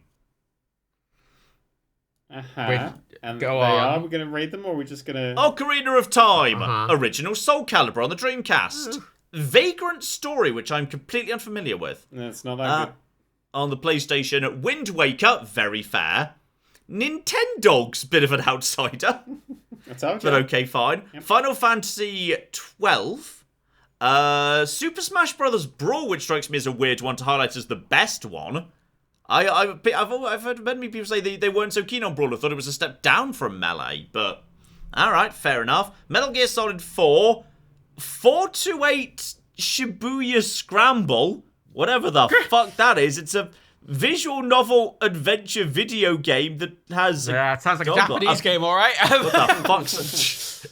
Dragon Quest 9, Monster Hunter Tri, Bayonetta, New Super Mario Bros. Wii, Metal Gear Solid Peace Walker, Pokemon Black and White. The first time a Pokemon game ever got 40 out of 40 was Pokemon Black and White. And that was the game that made me walk away from Pokemon for a few generations. I hated Black and White. Because there were none of the old Pokemon, it was all the new ones. And I wanted some of my old boys mixed in for funsies. I will say, I would have walked away from the new Pokemon if one of the first Pokemon I met hadn't been Spoink. Like, I met a Spoink immediately, and I went, fuck yeah! So long to find a Spoink. Dear oh dear. Skyward Sword, which I find weird, because that's a game that's, I don't know, not my favourite Zelda by a long way. Skyrim! Completely fair. Final Fantasy 13, Final Fantasy 13-2. Even Kinister's Uprising. Agree. Sorry, very Final Fantasy 13-2. Final Fantasy 13. Final Fantasy 13-2. I can't even remember That's a game? what the fuck that was. Yeah, it was just more Lightning and the other one. Why isn't that just Final Fantasy 14? Cloud. Well, they weren't done with it yet. They did Final Fantasy 10 and 10-2, and 10-2 was it's the same characters as 13. That's why it's 13-2. Oh god, I just remember fucking... It's some of the same characters. I remember us doing a Make-A-Wish at Square Enix and like them giving fucking like the Soul Calibur games. It was like, here's Soul Calibur 2.9 and 7/8 with fucking the... No, Soul Calibur I like how this list just has like some absolute classics Kingdom mixed in with absolute nonsense you would expect. Like JoJo's Bizarre Adventure All-Star Battle for the PS3. Just got fucking 40 out of 40. No. in between Yakuza 5 and Grand Theft Auto 5. Together with Metal Gear Solid 5, Breath of the Wild, Dragon Quest 11, Death Stranding, and Ghost of Tsushima, the most recent. Oh, Ghost of There's Tsushima. not been one since. There's not been one since Ghost of Tsushima. Yeah, Did you say Peace Walker? You said Metal Gear Solid Peace Walker. I'm pretty sure I saw Peace Walker up. Yeah, Peace Walker. They gave 40 out of 40. They're in Peace Walker. You get copies of Famitsu magazine in Peace Walker. Is that a fair that's grade? just bribery then, really, isn't it? Is that a fair grade? So, right, let's think of a game, say, a really terrible game, like, say, Kingdom Hearts 3, which is, we all know, dreadful. What did they give to Kingdom Hearts 3? Are you expecting me to know this? I want you to Google it, because Kingdom Hearts 3 is genuinely an awful game. I mean, I'm looking at some of their other review scores. They gave Ragnarok a 9. I'm not sure we're going to be able to find random Famitsu scores off my head. I mean, I'll say they didn't give Elden Ring a 40. No, well, yeah, but that's fair. Games they didn't give 40 to include Elden Ring, Red Dead Redemption 2, Super Mario Odyssey. Yeah, that's fair. Yeah, they decided none of them. Well, I mean, you say, are they 36? Are they 36 out of 40? It doesn't have the exact score. I found a website which gives me the score from every individual issue. It's just a list of games that came close to 40. Oh no, these are all 39ers. Oh, okay. These are all 39ers. So Super Mario 64 missed out by 1 point. Well, there you go. It's not like it's got a bad review at 39, is it? No, Elden Ring got 39 out of 40. Just one person decided, fuck it. That's my kind of person. Yeah, just started to ruin it for everybody. I don't know. I would have felt Elden Ring was a shoo-in for 40 out of 40 for Mitsu, but there you go. Yeah. Oh no! To go back to the list that said the original Pokemon Red and Blue was the 8th most difficult. And fuck off. God of War Ragnarok. Maybe you could argue it, but none of the others. Ragnarok got 36 out of 40, and Sonic Frontiers got 35 out of 40. Also, I didn't realise God of War Ragnarok was on the PS4. Yeah. Everything's on the PS4. What's the point of the Apparently PS5? It's much better on the PS5. Well, obviously, it's much better on the PS5. For Ratchet sure. and Clank Rift Apart got 37 out of 40. Sonic Colors Ultimate got 34 out of 40. Well, the version that gives you the... They seem to rate everything very highly, no matter what it is. It's every review I'm seeing is like over 30. The one I remembered was like Kingdom Hearts 3, which was terrible, and was like, it's not, because someone commented with, it's not terrible. Famitsu gave it a score of like fucking 9 million out of 5. I think it got 39 out of 40, and that game is dreadful. Oh, So. I found it. When did Kingdom Hearts 3 come out? About 45 years ago, I think. Oh, bollocks. I'll have to go through the issues one by one. Hooray! Well, you do that. I'm going to carry on signing. Goat Simulator 3 got 33 out of 40. Sonic's history, they specifically decided Sonic couldn't date a human in the form of Madonna, then just added Princess Elise in later. Okay, trying to understand the logic of Sonic games. You know what? We've changed our minds. He can fuck a human. Sonic can fuck wherever he wants because he's a teenager. Oh, Canonically. God, yeah, he is, isn't he? Oh, God. And Tails is what, 8? It's all good in the Sonic world. Basically, yeah, Sonic Frontiers is shit, and people who like it have just been abused for so much. It's basically Stockholm Syndrome. It really is. Same, Pokemon the same, but I've seen some people call it out. The thing is, as well, I'm very much of the opinion that you can like a game that's not particularly good, and vice versa. But but they're not being, but it's not being reviewed as, oh, I like this game even though it's got loads of faults. It's always like, no, this is a good game. I'm like, no. I mean, I like a game can have. I've always said I love a 7 out of 10. A game that tried something new and potentially failed quite explosively. But That's exactly what Scarlet and Violet are. It tried something new, and it's where the franchise needs to go, but it failed. With performance issues. That's the thing that is a deal breaker for me, because I'm just like, this feels like shit to play. Yeah, but the problem is, though, I would argue in some ways that it runs just, at least in handheld mode, at least for me, it runs just as well as GTA 5 did in the PS3. Yeah. And how many times have you updated GTA 5 to make it into a better version that runs? Yeah, but when we played GTA 5 with the PS3, we weren't giving it a 0 out of 10. We were going, this is one of the best games ever made. Yeah. Yeah. Because it was, like, legitimately great, and it occasionally had, it consistently had bad frame rate. Sure. Okay, yeah, I will argue that, yes, the new Pokemon is not doing anything particularly interesting or groundbreaking. The new Pokemon, which you may go, this is a complete revolution, is literally just like what Pokemon games should have started to be around the N64. Like, sorry, you are misremembering how much processing power was available in the days of the N64. If you think we were ready for fucking open world games. N64, we were still figuring out how to do 3D space. Linear 3D space. Yeah. Which is what Super Mario 64 was. It was figuring out the absolute basics of how to make 3D space work at all. We were not ready for open world then. Divide little areas up with tunnels and fucking extra bits, and I'll take a few loading times here and there. On the 64, I can say fair enough. But by the Dreamcast, and especially the PS2, we should have been there. Okay, just think really hard about your suggestion that Pokemon on the PS2. Yep, would have been a No, great I'm just idea. saying that era is all I'm saying.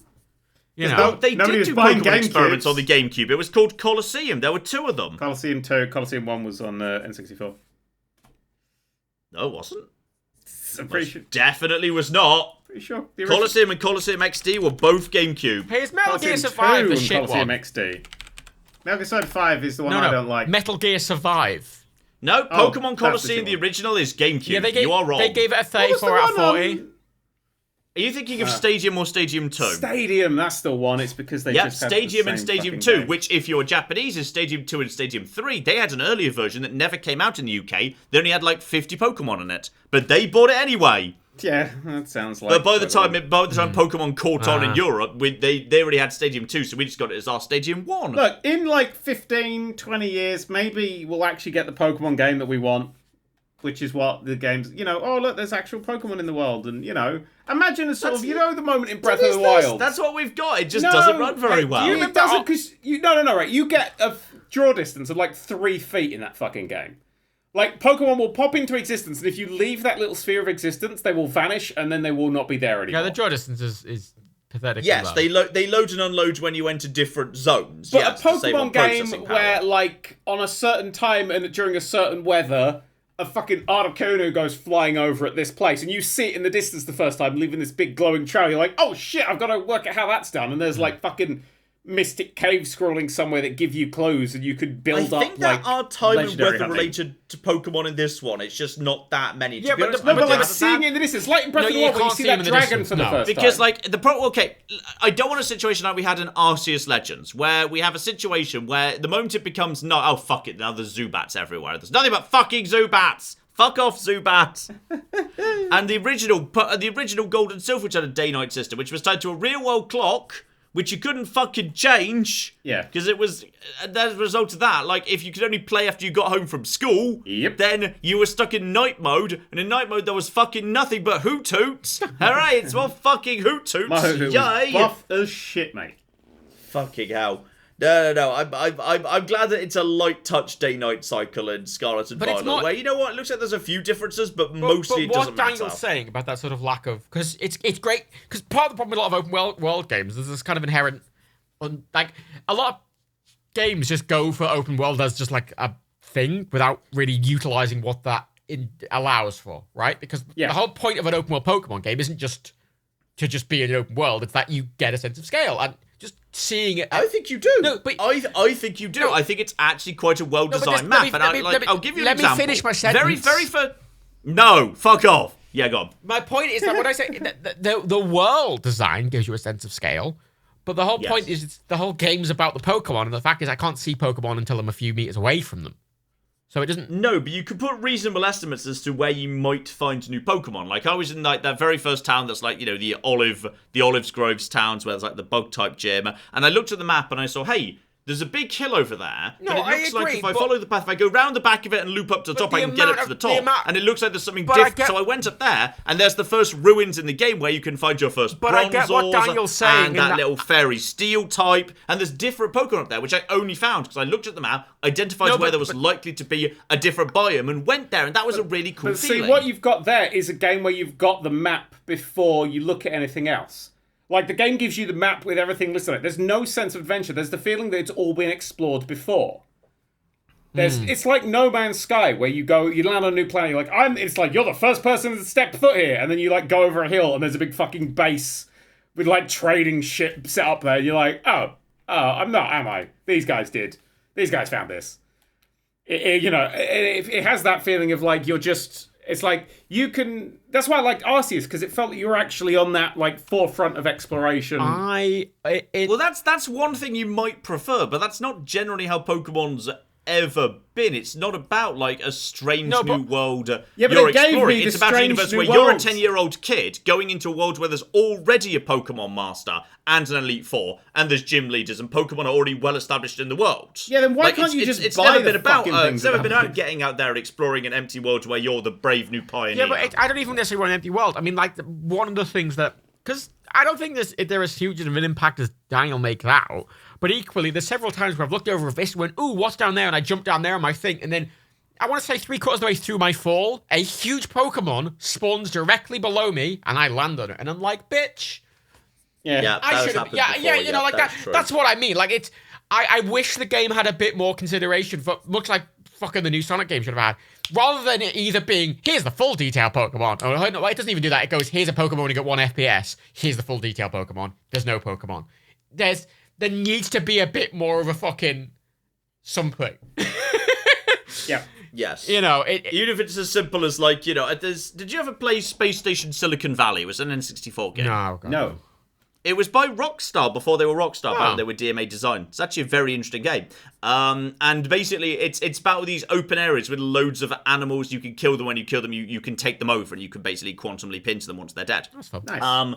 And basically, like, the way they did it was, because it was way too advanced for the N64, not a fucking chance could they get away with it, if you were a certain distance away from an animal, it was replaced with just a round blob that was distinct to that animal. So once you learned them, you knew what they represented. When you got close enough to them, they merged, they just kind of faded into being the real animal, but they were always visible at any distance, just they became little blobs in the distance, which was a decent workaround. That game ran to more stable frame rate than Scarlet and Violet, so bring it back. Again, let's just illustrate the fact that, you know, in a game like Mario Odyssey or even Breath of the Wild, you can see a lot more detail a lot further away. I mean, Again, it's the but dragon there's also in Breath less of the running Wild. around the world. The There's most less running around the exciting world. Pokemon thing was the dragon, seeing that big dragony boy in Breath of the Wild, because it was like right behind me and it caught me by surprise. you don't need all the small Pokemon to be visible all the time. Just at least the big. Because when you find a Pokemon, you'll get like a big one, the evolved one, and then you'll get a few little ones around it. Just load in the big one, not the smaller ones. Yeah. You know, even if they just had a slightly longer draw distance to them, just something rather than them. Because the amount of times I'm driving on this fucking car and I'm using my little speed boost thing, and stuff is appearing in front of me, and it's not, I think, the biggest problem, but it does really, as Daniel, it kind of pulls me out of it a bit. Yeah. And I'm just kind of. Also, You see, I've had no problem with immersion. I am totally 100% in that world because I have been wanting this sort of open world Pokemon experience for 25 years. Oh, and like, I forget. I know so many of the cast that are wandering around that world. Like, that nostalgia is enough to keep me in it. No, that's my problem. See, nostalgia's worth fuck all to me, I'm afraid. I have no. This is why I've struggled with a game series like Pokemon, because I feel like a lot of what people excuse is because of nostalgia. If you don't have that nostalgia, Frank, I'm sat there playing it, and I'm going, what the fuck? Like, I'm enjoying it for mostly, but it feels... Yeah. The amount of times I'm doing something in that game, and it kind of says something to me with the assumption I know what's going on. And I'm like, what the fuck? My enjoyment of it is being carried by a sense of nostalgia. Like, you know, if you... My live streams, if you glanced over them, it's just a like, the moments I get excited, the moment I'm most into it, like, holy shit, that's a Numel. I had one of those in my first ever team in Pokemon Sapphire. Like, it's that callback to a sweet, innocent time before the world was on fire and I was a child. All right, it is no game has ever like brought me that sense of holy shit, this is recapturing my childhood than Scarlet and Violet have. I mean, and it's not an objective thing; it's 100% a subjective thing. But it's still valid for me. I think when the era of the Game Boy came out and the miracles that are Pokemon Red and Blue were a thing, they felt like massive adventures. I mean, you look at the map and it's like 4x5 little squares, the entire fucking map, and you go, oh, there was nothing here. But like, they made it feel massive. Like, you go into Viridian Forest and it's like, it's a little S-shaped corridor, but because there's loads of different Pokemon and they stall you in there with like fights and stuff and it takes a while to get through, it feels huge. Oh yeah, the walk between, say, like, Vermilion City down to Fuchsia City is still to this day one of the longest and most grueling routes in Pokemon history. It took a fucking long time, and it's not that long in terms of like squares, but there were a lot of Pokemon trainers in the way. And it felt like it's like how San Andreas did its map, where it was absolutely stunning and that's beautifully. It took you ages because it's all curvy-worthy to get to places. So you're doing lots of turning, which is more fun to drive, but also it means that the cities feel really far away. And I feel like the modern Pokemon games are the equivalent of just taking all that fog of war away, like the new version of San Andreas did. You just see like it's this small little blob and you go, oh. Hey, Daniel. There's still quite a lot of making you wibble around to get to places. You certainly do a lot of wiggling to make sure you're not going in a straight line. It gives you the whole map from the start, and it just does a load of shit that's just, you're just like, oh. Yeah, I mean, I'd rather have that than like, the 17th Pokemon game where you arrive in a new city and you try and leave out, you try and leave to go into the next room. Like, oh, I'm sorry, there's a Pride Parade going on right now. Come back later when you've got the badge. I bet the Pride Parade will be done by then. Wink, wink. But I'd rather not have that. No, I agree. It's nice to have a game where you can just basically piss off into a new area, and like you can go anywhere. But if you do, you're going to have your arse handed to you by wild Pokemon. I actually have a problem with Pokemon. that because when I'm playing it, when I start going around the world, I assumed it was going to be a bit New Vegas-y in how it was designed, and that obviously if you go directly north, when you go north from Good Springs, they've only just got the Shadow of the Colossus, mate, in the world of like Japanese game design. But like when you go north of Good Springs, you immediately will get killed by Deathclaws, basically, unless you either know what you're doing or what. It's a natural barrier, right? Yeah, sure. In Pokemon, I just go past them. Yeah, you can. But the thing is, walk past them and they go. But there's no benefit to it, because if you make your way to an advanced gym early, they will just kick your ass. No, I agree. If you try and catch a Pokemon that's really high level, it will kick your ass. An if you get lucky and catch it on a really low chance probability, it will refuse to obey you. But part of the thing though is that I'm kind of exploring. Well, go around. I'm seeing all these big Pokemon, and I'm like, wow, and they just sort of stood there, and I'm like, hi, and there's like, and I just kind of walk around it, and I'm like, well, all right. You're not wrong. That what the Pokemon world needs next is to become Fallout 3. Yes. Where they're all no, I say that specifically because Fallout 3, I think, is one of the best examples of a wasteland that's ever existed in gaming, where there's a huge number of creatures floating around, and they will fuck with each other. Yeah. They hate each other. They do. And it doesn't feel like the whole world is united against you. You could just be wandering around. You can suddenly start hearing gunfire. That doesn't mean you're under fire. It just means, oh, some slavers have just run into a bear, and also there's a robot nearby who decided he wants a piece of this, and there's going to be a three-way scrap, and you can just hide nearby and watch if you want to, or just say, fuck yeah, I don't care. And New Vegas and Fallout 4 didn't do this anywhere near as well. It happened way less. Fallout 3 was the master of an absolute chaotic wasteland where stuff would just fuck each other up, and I would like to see that in Pokemon, and we get glimpses of that in Pokemon Snap.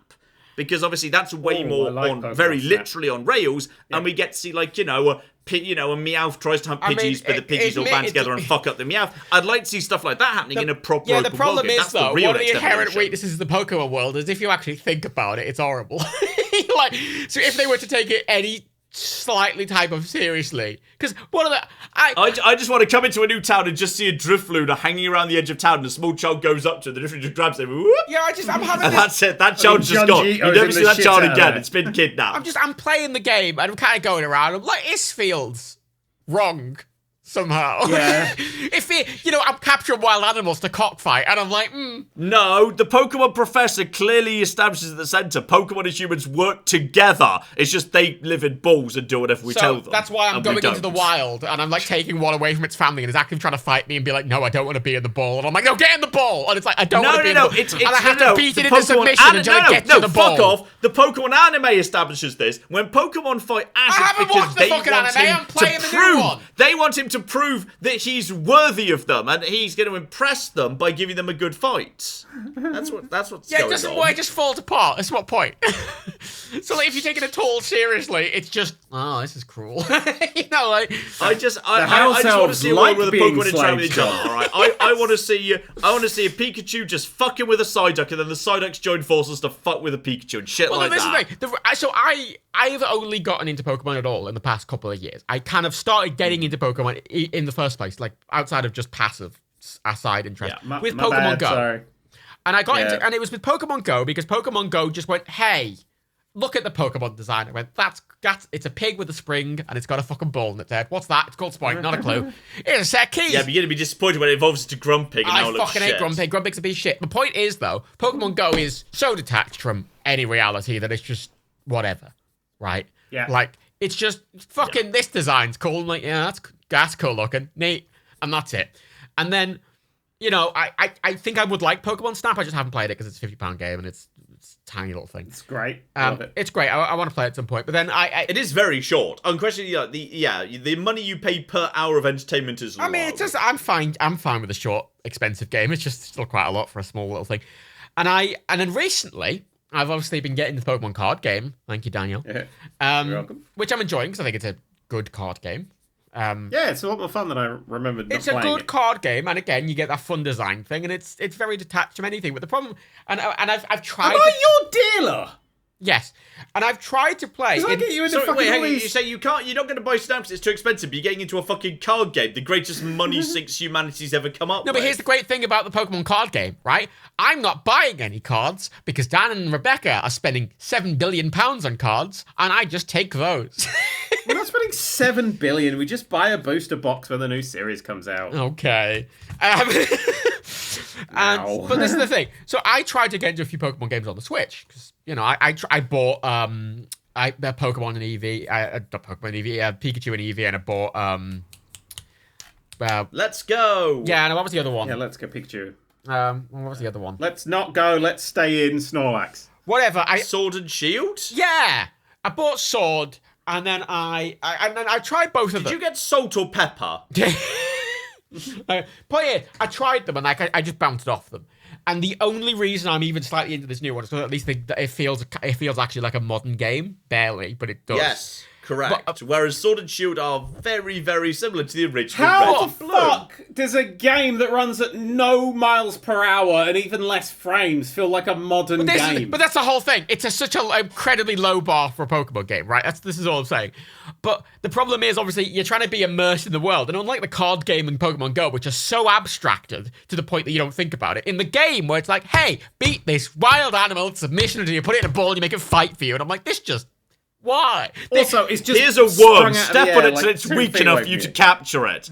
Fuck you. Step on that worm. It's cruel. I'm Oh, a vegan. you killed it. Never mind. You know, Good thing yeah, there's no like, predators. It's fainted. It's not dead. It's fainted. Yeah, it's Yeah, just, good. it just 'Cause a feels fainted so... animal. Apart from the Titan Pokemon who do appear to die. Genuinely, it just feels like a mum being like, no, Timmy, the dogs went to the farm. You know, it doesn't... It just it feels condescending, and I'm kind of playing it and go, look, treat me like an adult or don't. You know, and I know it's a kid's game. I get it. But all the same, I find it frustrating. Look, I'm sorry, Pokemon have been mysteriously finding eggs that happen to, just by sheer coincidence, share characteristics of the male and female Pokemon that happen to find them for a good 20 years at this point. You just have to deal with that. This is the thing. I kind of... Oh no, we found an egg! The game feels like it's trying to take its world seriously while simultaneously abstracting it so much to the point that I just think it kind of... I don't know, it just kind of just feels like anything. You're a child who at some point in the game captures like something with the power of a god and everyone's like, yep, that's fine. That's the society we live in. Which is fine. I mean, obviously. it's happened a lot, It can yes, be it a happens convoluted world many and all that. times. It's just, but it's trying to get me immersed in a world. I can't really get immersed in a world that's so... I don't know, nothing, because it doesn't take... It doesn't do what Mario Odyssey does. And Mario Odyssey goes, this world is so silly to the point it doesn't matter, right? Mario Odyssey just aggressively... parodies everything. It went, where are you? It's me, Chris Uprat. Where are we? It's Falkland. Everyone's a fork. And I'm like, okay. Everyone's a great. fork, and I've got a magic hat, and I can become a fork, and the fork now has a mustache. And I'm like, fuck it, right? It's so... And then Breath of the Wild takes itself quite seriously. Very seriously. Yeah. Definitely Yep, seriously. the world's ending. And then Pokemon. Stop the that new shit. Pokemon kind of doesn't do either. And I'm like, I think Pokemon's quite low stakes, really. no, I'm fine with it being low stakes, but I want it... It doesn't... I mean, literally, you're a kid who goes to school, and like some of your classmates want you to do some shit because they're into it. One of them's into like doing gyms. They want you to do gyms because they're into gyms and shit like that. Like it's quite a low stakes Pokemon, which I quite like it when Pokemon goes low stakes, and I quite like that. Yeah, I like so low like the Team Rocket stakes. team in Sword and Shield was just a bunch of football hooligans who were just dicks. I like that. I like that. That was it's not great. necessarily about the story in it. I like it being low stakes. It's more that as a world, I don't think it commits real. It tries to have this very specific internal logic, which doesn't really make any sense. Which means I struggle to engage with it, and I wish it would either go fully abstract or not. You know. I'm gonna jump in here because I was playing Cyberpunk, and the mod that I've used for Cyberpunk is basically this is what you wanted Cyberpunk to be mod.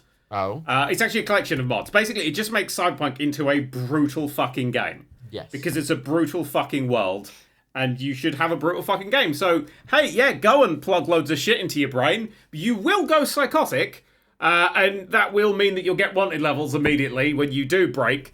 But, you know, you will be able to double jump. So there's that. And it's got a really interesting... It's added a really interesting balance of humanity versus I want to kill things better, which also reduces your humanity. So you've got to balance not being a dick, and it's great. And that's just one of the 250 mods that I've installed to make Cyberpunk into the game it should be. Set that up at some point. You literally click a button. This does sound useful, because I'm going to be honest, like, the biggest reasons I bounced off Cyberpunk was because it was the least Cyberpunk game I could possibly imagine. Here I am driving along, it's like, hello, the police would like to offer you a bounty to take out these criminals who are totally legitimate criminals, because the police say so. Oh, yeah, sure, I'll do that. Yeah? Yeah. I'll take the police money I'll take the police bounty to take out some people who are probably doing something less bad than whatever the fuck I'm doing right now. Sure. I mean, I'll literally take money from the police to do police work. That's punk. Yeah, that's but I really punk enjoy there, that. So doing police bounty hunting. It's a collection of mods. If you go on Nexus, you can download collections, and it kind of installs like these big chunks of mods all at the same time. Yeah. So this one is just the biggest one. It's Welcome to Night City. And there's some of the stuff that's happened to me in that game, I'm like, holy shit, this is actually... Because before, Cyberpunk was like a Far Cry that didn't work. Yeah. That's what it felt like, that's what it played like. It's a pottering around the city doing shit that you happen to pass by game. Yeah, and fine. There was nothing to just sort of live in the city for. But once it's added all the vendors and the car changey uppy people and all this sort of shit and, all the things that these wonderful mods are doing, and I suddenly start to go, right, where am I going today? Well, I need grenades. I need components for the grenades. I know the shop to go that. So I leave my apartment, go into the garage, get in my car. From my car, I drive to the shop. I get the bits I need. I come home. I craft them. I've got grenades. Now I can go do the mission I want to do. And just fully immerse myself in that bit. Instead of just being like, just running around being like, hope I find something to kill. Which is... And also, the police chase you in vehicles. I cannot stress how easy that mod is, how good that mod is, that the police just fucking come at you in vehicles. Sorry, does the base game not do that yet?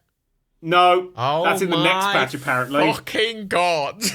Yeah. Do they just give up if you get in a car? Yeah, they literally do. Oh my god! They literally just give up. I thought they'd fixed that by now. No, I assumed they would have. They made them spawn further away. That was their current fix. Oh my god! So they don't just appear behind you anymore. Yeah, they will appear further away. Holy great. shit! But if you get in a car and drive with them, well, there's nothing we can do. Yeah. But now, foxed again. Now they will chase you down, and they will fucking chase you down hard.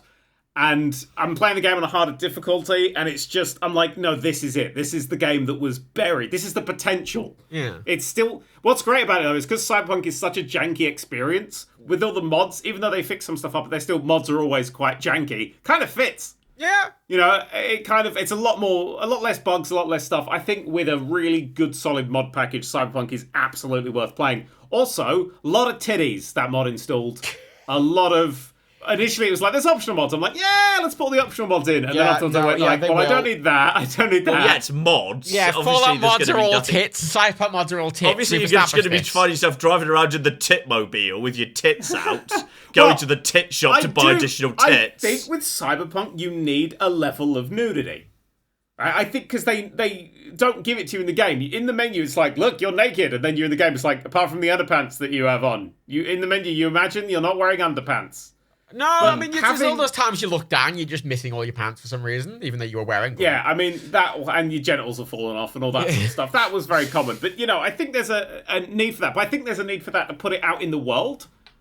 And there's a need for that in general, because the genre of cyberpunk is very close to body horror. Yeah, I mean, there should be the ability for you to fuck up your own body in ways that is useful to you, but is also kind of disturbing. Yeah, I mean, that's one of the mods that gives you the humanity scale and starts to reduce your humanity. I think they got that because in one of the very first trailers they released, wasn't there? There was a woman doing her makeup in front of a mirror where she literally pulled off her jaw and her chin, and then I was like, okay, that's really cool because that implies your entire body might be a modular thing where you could replace every bit of you and take it apart and shit. I was like, oh no, that's not in the game. I mean, you glue bits in a menu and you don't even have any which is kind of shit because that, I don't know, I just feel like the entire point of the game is you should be able to horror. Yeah. You should you should be able to turn yourself into a horrifying monstrosity of just weaponry if that's what you want to do. It's the devaluing of the human body. And it's like you see in the adverts, all the adverts are overly sexualized. The point is some of them even got tits and stuff in them. Well, I think they kind of missed the point by the way on things like the cock and tit slider. Yeah. Which should obviously you shouldn't have been given that during your character creator. You should have been able to go and pay to have massive tits or a massive cock, because that makes sense in the cyberpunk universe. You start with whatever you're John, born with, change your randomly generated, but you should be able to go and make those changes to yourself, because that's cyberpunk. Yeah. I mean, Jesse Cox is in that game, and his whole side quest is that he has blown his own cock up by putting a wrong mod in it. Yeah. And I think you should be, and you should absolutely be able to give yourself a slightly ludicrous, ridiculous, cock down to your knee that's visible at all times, bulging through your trousers. You should be able to do that. I saw someone's cock the other day. It surprised me. Wait, that sounds right. In the game, I'll just jump in there in the game, because one of the mods was like, it'll add a bit of nudity to the game in like NPCs, and I was like, brilliant. Let's zhuzh this up a little bit. And the first time, because I was just running through a thing, and I was like, I think I was literally being chased by the police, and I like bumped into someone, and they were like just fully naked, and I ran past, my brain was like, wait, what the fuck, what? And I felt like I had like culture shock from the city briefly, and then I got gunned down. Are you sure that was intended, or just their clothes didn't load? No, that was intended. I've been back to check many times.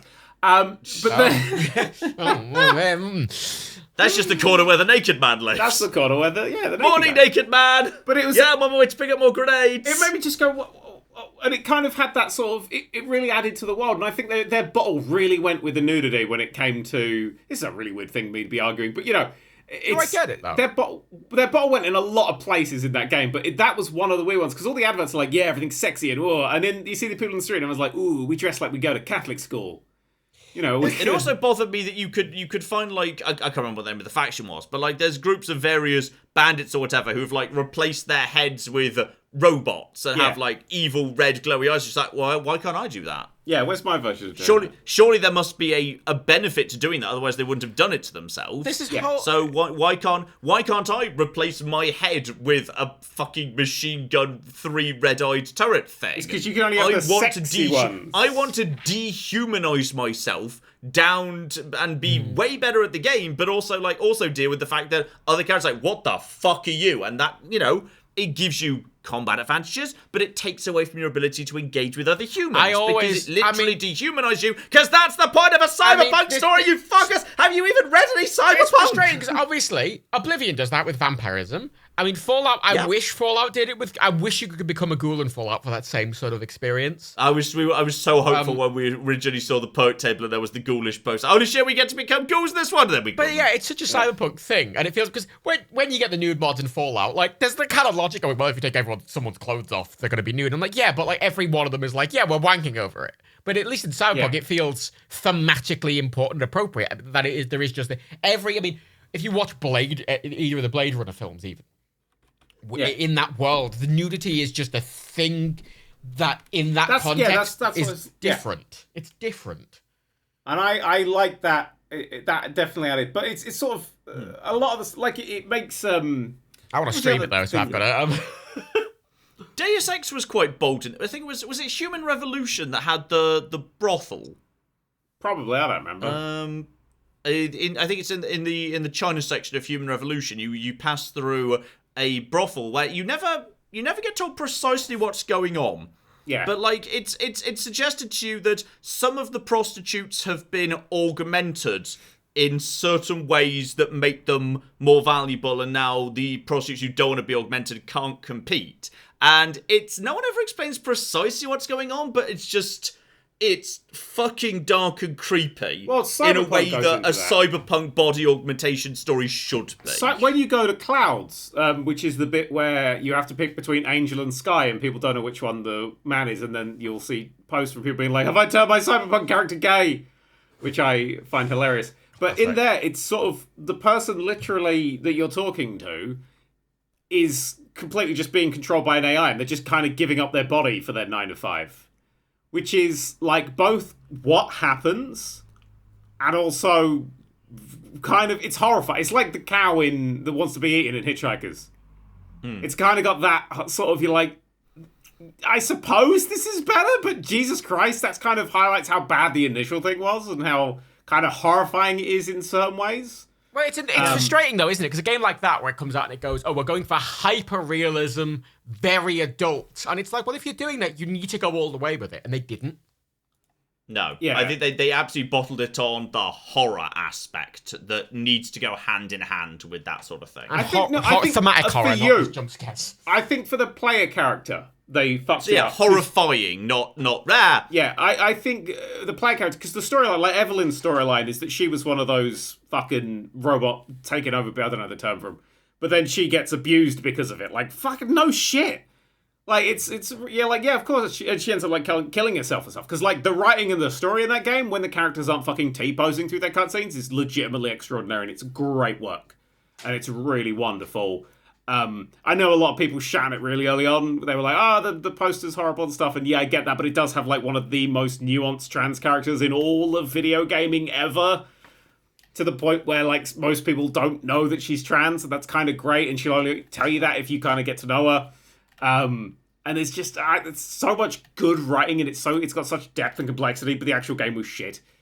But it's kind of now, it's getting to a point where it's actually starting to be able to get through that sort of stuff, and you start to see those sort of moments of horror things. But yeah, you can kind of just rip your legs off, or you're like, oh, I've got a fight coming up. I'm going to get gorilla arms, which cut my arms off at the fucking elbow and replace them with, like, massively horrible jointed things, and then I could just take that off. Like, augment should have been permanent as well. Yeah, they should have been. They should have been like, no, this won't go away. I don't know if you want to do this. You should be able to take it away, but you shouldn't be able to go back. You shouldn't be able to restore yourself to how you were. No. You shouldn't just be able to plug in and plug out. There should be some form of, like, Mass Effect in a very, very light way does this a bit in Mass Effect 2, where you have a lot of scars on your face, and they're just, if you go a particular way and make certain choices with your character, you just have to deal with the fact your Shepard is scarred. Yeah.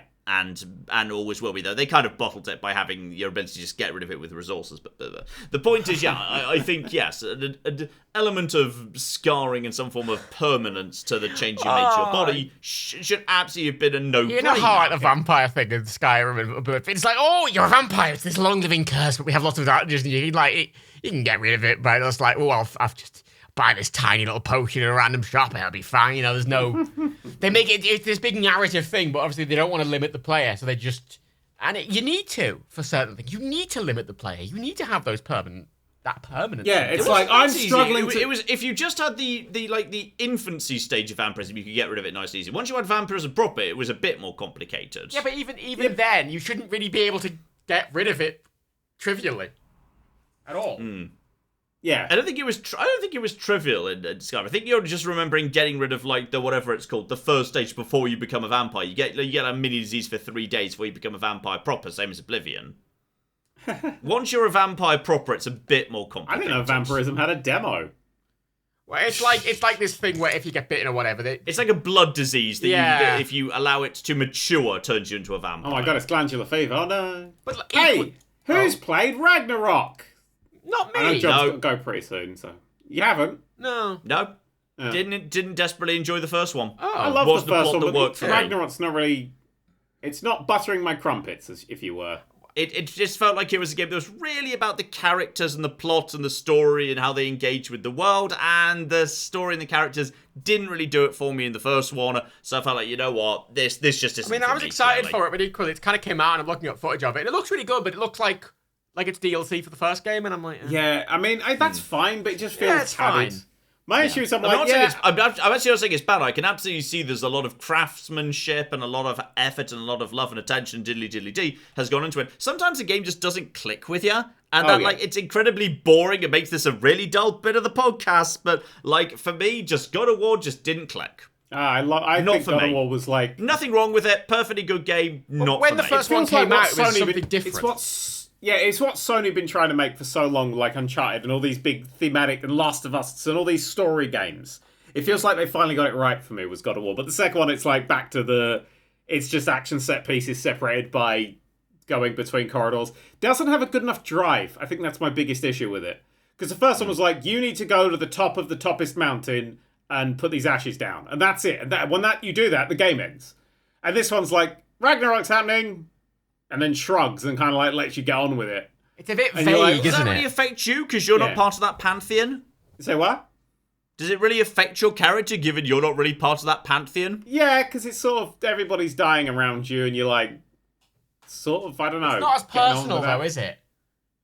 It's not as personal, and the camera, you play as different characters in this one. The camera will change to different characters. Oh. And you go, it's losing a bit of what made me really love the first one. I understand it needs to be bigger because it's kind of going where, like the first one set a lot of stuff up, and it feels like the second one's going to try and pay all of it off. So I don't know if it's getting like a third one, heading into a trilogy, are we? No, I don't think so. No, but that's the problem with a lot of games is that a lot of games feel like they have to go bigger in the next one, and I don't. Well, this was setting up loads of stuff, and all the setup was great. Yeah, but I don't. I like the first one so much because it was really simple. Like I didn't really care it was about the just setup. Boy and dad, and it kind of was great. And it didn't need all that shit, and it was great. Simple but this gameplay was that was sort of like simple all drive. the characters are arced, and it's sort of not taking any of your weapons away, and it's just sort of like, yeah, all right. It's not just selling itself to me as much. What else are we going to talk about? Let's come out with Callisto Protocol. Hey! Ignore that. It's there's horror. a game that had a launch day. I wanted to say something. Today is a launch day. Something comes out today as we're recording this, so... Is it Dwarf Fortress? It's Dwarf Fortress! Which is, in its new update, has picked up graphics. It's got graphics and music. Oh, did it not have music before? No! Oh, fuck's sake. I know it didn't have graphics before. I didn't know it didn't have music. Dwarf Fortress is coming to Steam, and I'm going to buy it, even though I might never play it. But it has graphics and stuff. Oh, it's out already.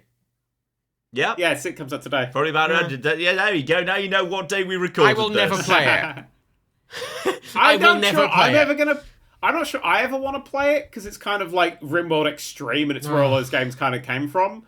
But also, I want to buy it because I think they deserve my money for all the stories that I have read over the last decade and a half. Yeah. That have filled me with great joy. I just think those games, they are just catnip for YouTubers. They are perfect for making YouTube videos, because you can just basically let it get going and just find a story to tell yourself out of what's happening. Story generators, absolutely. Exactly, yeah. and that makes them beautiful for making videos. I'm still surprised Watch Dogs Legion didn't really get on with a lot of people like that. I've been wanting to do another stream series because I thought Fallout 4 was really good. And the three I've been going for are either Oblivion, Cyberpunk, or Legion. Yes. And Legion frustrates me because obviously Ubisoft. But I've already highly praised it, so I can't really. But by playing it, more people could play it. I know, this is my dilemma, and I'm like, but equally, they've kind of abandoned it, so there's a lot of moral dilemmas there, but like, equally, it is frustrating that it wasn't, because whenever I see, you look at the Watch Dogs subreddit, and everyone's like, there wasn't a story, and I'm like, but... The story was great, and I made it. Yeah, and Enid is legitimately, like, one of my favourite ever games characters, and she's in nobody else's version of the game. Yeah, and so many people are like, I've modded it so I can make my own characters. And I'm like, yeah, but the point... The point is you just get the random people off the street. I mean, like, so the final mission, for those who didn't see my streams and stuff, because I can't really remember them, but the final mission of that game, I took the first character I had, called Enid, who sort of went through a few missions, but I was playing it with permadeath on, so when a character died, they were dead, and the game would carry on. I mean, Excellent. It was ballsy to have a AAA game where if all of your people died, the game just ended. Love that. That was the thing. And I was playing on like the hard difficulty as well. And in the final mission, Enid got down to, and it's just a big onslaught of enemies. Enid got down to a 1 hit before she died. And I have never had a tenser moment in a video game. Because I legitimately cared, because I'd gone through 60 hours with it. You know, so there's this big chunk of time, this big fucking video game I'd played through. You're not losing the game, you're just losing the character. And that's what made it so much more impactful. That one character could die, and then she's gone, and then it's someone else's turn. So many people said they played it, and they just kind of got the strongest character they could and played the whole game with them. And I'm like, no, you can't just get people for stats. You need to kind of roleplay it. Yeah. Like, I struggled a bit because there were just some characters who were demonstrably just like had so much more utility than others. Yeah. Like, you just wanted to get a builder to have that flying platform thing as they soon have, as possible. admittedly, they updated it quite a bit after it originally came out, and quite a few of the patches afterwards kind of resolved some of that. I mean, now, in the current modern version of the game, all of your operatives are out in the world just going about their business, and they're all on the map, and it's, rather than fast travel, you would switch to another operative that's closer, and if you had another mission objective, if you looked in the map, there'd be an operative, just a random operative of yours, already there, scouting. And it was kind of very encouraged that you would just switch to that operative. Nice. Yeah, I thought that was a nice way. And I always made a point just to... I chose to play as the character that felt thematically appropriate for the job I was doing, rather than the one that was necessarily the most useful. And it was nice. I always also enjoyed their take on London. Oh, the London was gorgeous. Fuck me. Their take. No, I just meant like the specific way they cut London, where the western extreme of the map is Oxford Circus. Yeah. So Oxford Circus becomes a T-junction, and just Bond Street just doesn't fucking exist. Yeah. I love that. And then you okay, fine, I can't go to Bond Street. I'll turn right, and I'll go down Oxford Street. I'll find Soho. Soho is one alley with some rainbow patterning in it. Yeah. That's Soho. It's an alleyway with some rainbow patterns. It's such a. I really liked it. Amazing. Because it is fucking amazing. So beautifully detailed, but it's kind of almost. It's all the big main bits scattered, and then they just kind of join them up with London-looking streets. And just to shrink it all down, but you still got the full scale of all of the really important bits, and then no scale on anything else. And I just love that you were always just like 5 seconds away from another. I hope massive everyone landmark. listening can appreciate me and Daniel, especially, both being like, "Oh, but we don't want to support it," but equally, whenever we talk about it, we can't not. It's a great game. It's a great game by a Ubisoft's horrible company, and it's so frustrating. It's they sent us wonderful a art. review code for the Mario Rabbids too, and I love the first one. I'm not touching it. They still send us. I found it weird. Most AAAs would like blacklist us. Ubisoft is still fucking sending us stuff unsolicited. Weirdly, Did Sony send us a God of War code? yeah, Sony send us everything. Ah, bless you, Sony. The last ones to still talk to us. Yeah. That we like. Yeah. Well, actually, I'm gonna send you a screenshot, which is embargoed, so you can't say anything, Daniel. Oh, okay. But that excited me. Holy shit, how long have Obsidian been working on Vegas 2? Holy fuck! What? Oh, Matt, what have you sent me? I mean, admittedly, they have said there's a new Vegas tier, isn't there? Well, they've indicated the possibility at some point in the future. I'm not sure that. I think you're overstating it there. Oh, that's interesting. It's interesting, isn't it? That's very interesting. I didn't know that was a thing that existed. neither. There we go. Or that she had 3 tits. I mean, that's more than usual by like 50%. Yeah. I've modded that into Cyberpunk as well. Oh my god. I'm really genuinely quite excited to play that properly. I hearing It's both. good. I mean, you've got to make it hard. Like, you really have. Because, like, I went up to a battle and, like, there's just, like, street thugs everywhere. And I'm like, yeah, I'll fuck you up. And I fired, like, a shot and I was just dead. Like, it was like just like, no. All the really hard, like, all the netrunners become nightmare fuel because they will just target you if they can see you on a camera. Or if they can get to you with anything. And you have to, like, basically sprint through the enemies to stop yourself suddenly bursting into flames. All those tweaks make it such a more intense fun experience. A year and a half ago when I modded Fallout 4 really heavily and made it really hardcore. And I modded it so that all the enemies were way tougher, all the guns hit harder. Headshots were always insta-kill, no matter what it was on, if you just had a naked head. And I made it so there was, I think, 10 to 20 times the amount of actual just people about the place, going about the business. Yeah. And so it had that Fallout 3 dynamism where people were just fighting each other, and it made the world really dangerous, and I turned off essentials for everyone. It changed the game completely. And I love that visceral thing, and that's what I wanted from Cyberpunk properly. Yeah. And I remember when it came out and everyone was like, oh, it's shit, and I loaded it up and went, and what you're describing sounds exactly like what I want, and I'm really excited to try it. It's good. That mod pack, just literally install it. It's just Welcome to Night City. If you go on Nexus and look at the collections, one of them will be the... I'm still paying for a Nexus premium subscription, so I should probably use it. Oh, I've got one of those as well. I quite like Nexus mods. I mean, I like that. Well, they give money to modders with that money. Some of that goes to modders. So, yeah. fucking take it. And I like support. I mean, fucking modders make games better. Like, that's God, Nexus as well, adding all of that packaging stuff in the past couple of years has been so fucking good. Yeah. Being able to download Nexus a whole mod pack is amazing. Has really just, made modding easy again, which is why I'm kind of getting back into it. Even though I sort of started this console generation of going, I like the PS5. I like games that just work. But then, I played Sonic Frontiers. And you got a Steam Deck, and now you're like, no, I like messing with Linux now. Just to be most you realise on your PS5 it's really difficult to make everyone have 3 ginormous honkers. Aww. Can they have So three? much easier on PC. Can they have 3 small honkers? Is it the? I'm not sure there's a mod for that. I wonder if anyone's ever bothered making a mod. How many games have a mod? It's like, the boobs in this game are too big. This mod simply makes them more Admittedly, reasonable. one of the mods I got for Fallout 4 did do that. This mod makes Bayonetta into a B One cup. of them, one of my favorite mods I got for Fallout 4, because every Fallout 4 like body mod was always like, we've made the women sexier. It just means they're giving them a huge arse and tits. And over and done. You know that fucking image that went around where people were like, oh, Aloy doesn't look like a real woman, and there was just this like ridiculous Photoshop. Oh yeah. It was like that. It was like, every mod was like that. But there was this one single mod for Kate, which just made her really buff and dirtier looking. Like buffer. So she had smaller tits, and she was just ripped, and she was huge, and she just was scarred. And I went, that's what I want. That's what I want. I want that. Give me excellent.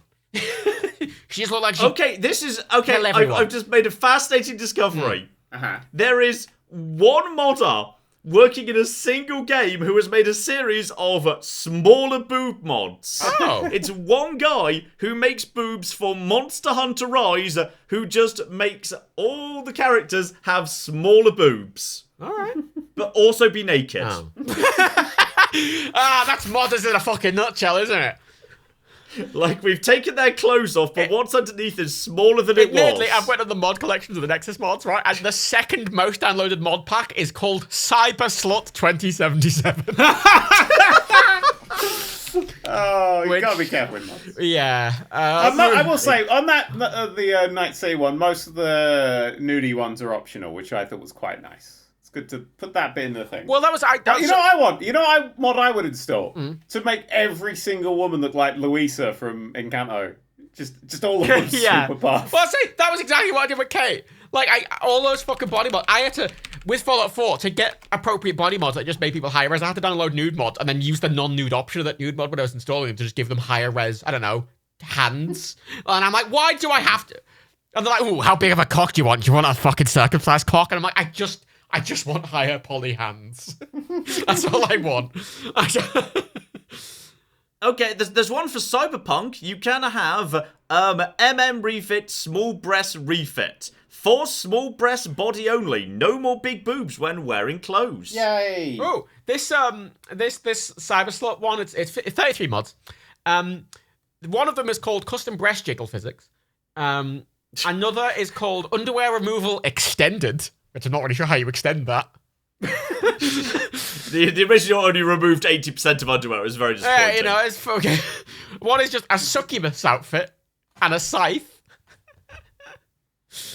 Sexy net suit. It's a lot of shit like that, really. Sounds good. I've also found an interesting Oblivion mod, which is SPB Assassin Dolls Smaller Breasts, which is an add-on for the SPB Assassin Dolls, which are robot assassins that can follow you around in Oblivion, but some people figured that their boobs were comically too large. So if you want your assassin robot dolls to have more reasonable sized chests, well, this is the mod for you. I mean, I am a fan of mods that just make people more realistic and not make women this fucking I mean, I think that's my biggest problem with my robot assassin Oblivion dolls, that their boobs were too big. If their boobs were more modest, that would be reasonable. Actually, on the note of Cyberpunk, you know, basically they've announced like 75 more Witcher games, and the multiplayer for Cyberpunk kind of never came out because it was going to be its own standalone thing. Remember that? No. Remember that? Actually. It was going to have multiplayer, and then the multiplayer was going to be its own standalone thing. Basically, they've just abandoned it. Sounds about right. It's announced very recently that they kind of just went, yeah. I can't find this mod pack, Daniel. Well, the mod collections? Yeah, you sure it's called Welcome to Night City? Yes, I am sure. Hang on. I'll click the link that I've bookmarked because I knew you'd be able to find it because you're a Burk. There, put it in the chat. You mean greetings from Night City? No, welcome to Night City. I put it in the chat. The secret chat that we use. Oh, weird. When I search it, it doesn't come up. Oh, well, it's great and it works great. So, you know. All right, I will get that one. Yeah, Get it's got that a huge amount of... one. Why the fuck did that not come up? I sorted by endorsements and it didn't come... I can still sort by endorsements, it doesn't come up. What? Oh, last updated 1 hour ago. Oh, sweet. You know, I admire the mods that I'm finding that actually are, very modest. Rather than, just mods that go ridiculously over the top. I quite enjoy, for example, Resident Evil 3, Jill with slightly bigger boobs. With before and after shots to indicate, you know what, she's got a larger chest, but it's not ridiculous. It's still within the realms of feasibility. Is it fucking smart doll logic, is it? Oh, hang on, no. Okay, it's slightly bigger breasts, but also with weird nipples. Okay, it's for someone who's got a weird nipple fetish, who's specifically got a thing about slightly unusually shaped, upward-pointing nipples. Nice. Okay, never mind. I just found a weird fetish. Never mind. Did you see Vampire Survivors is getting a DLC?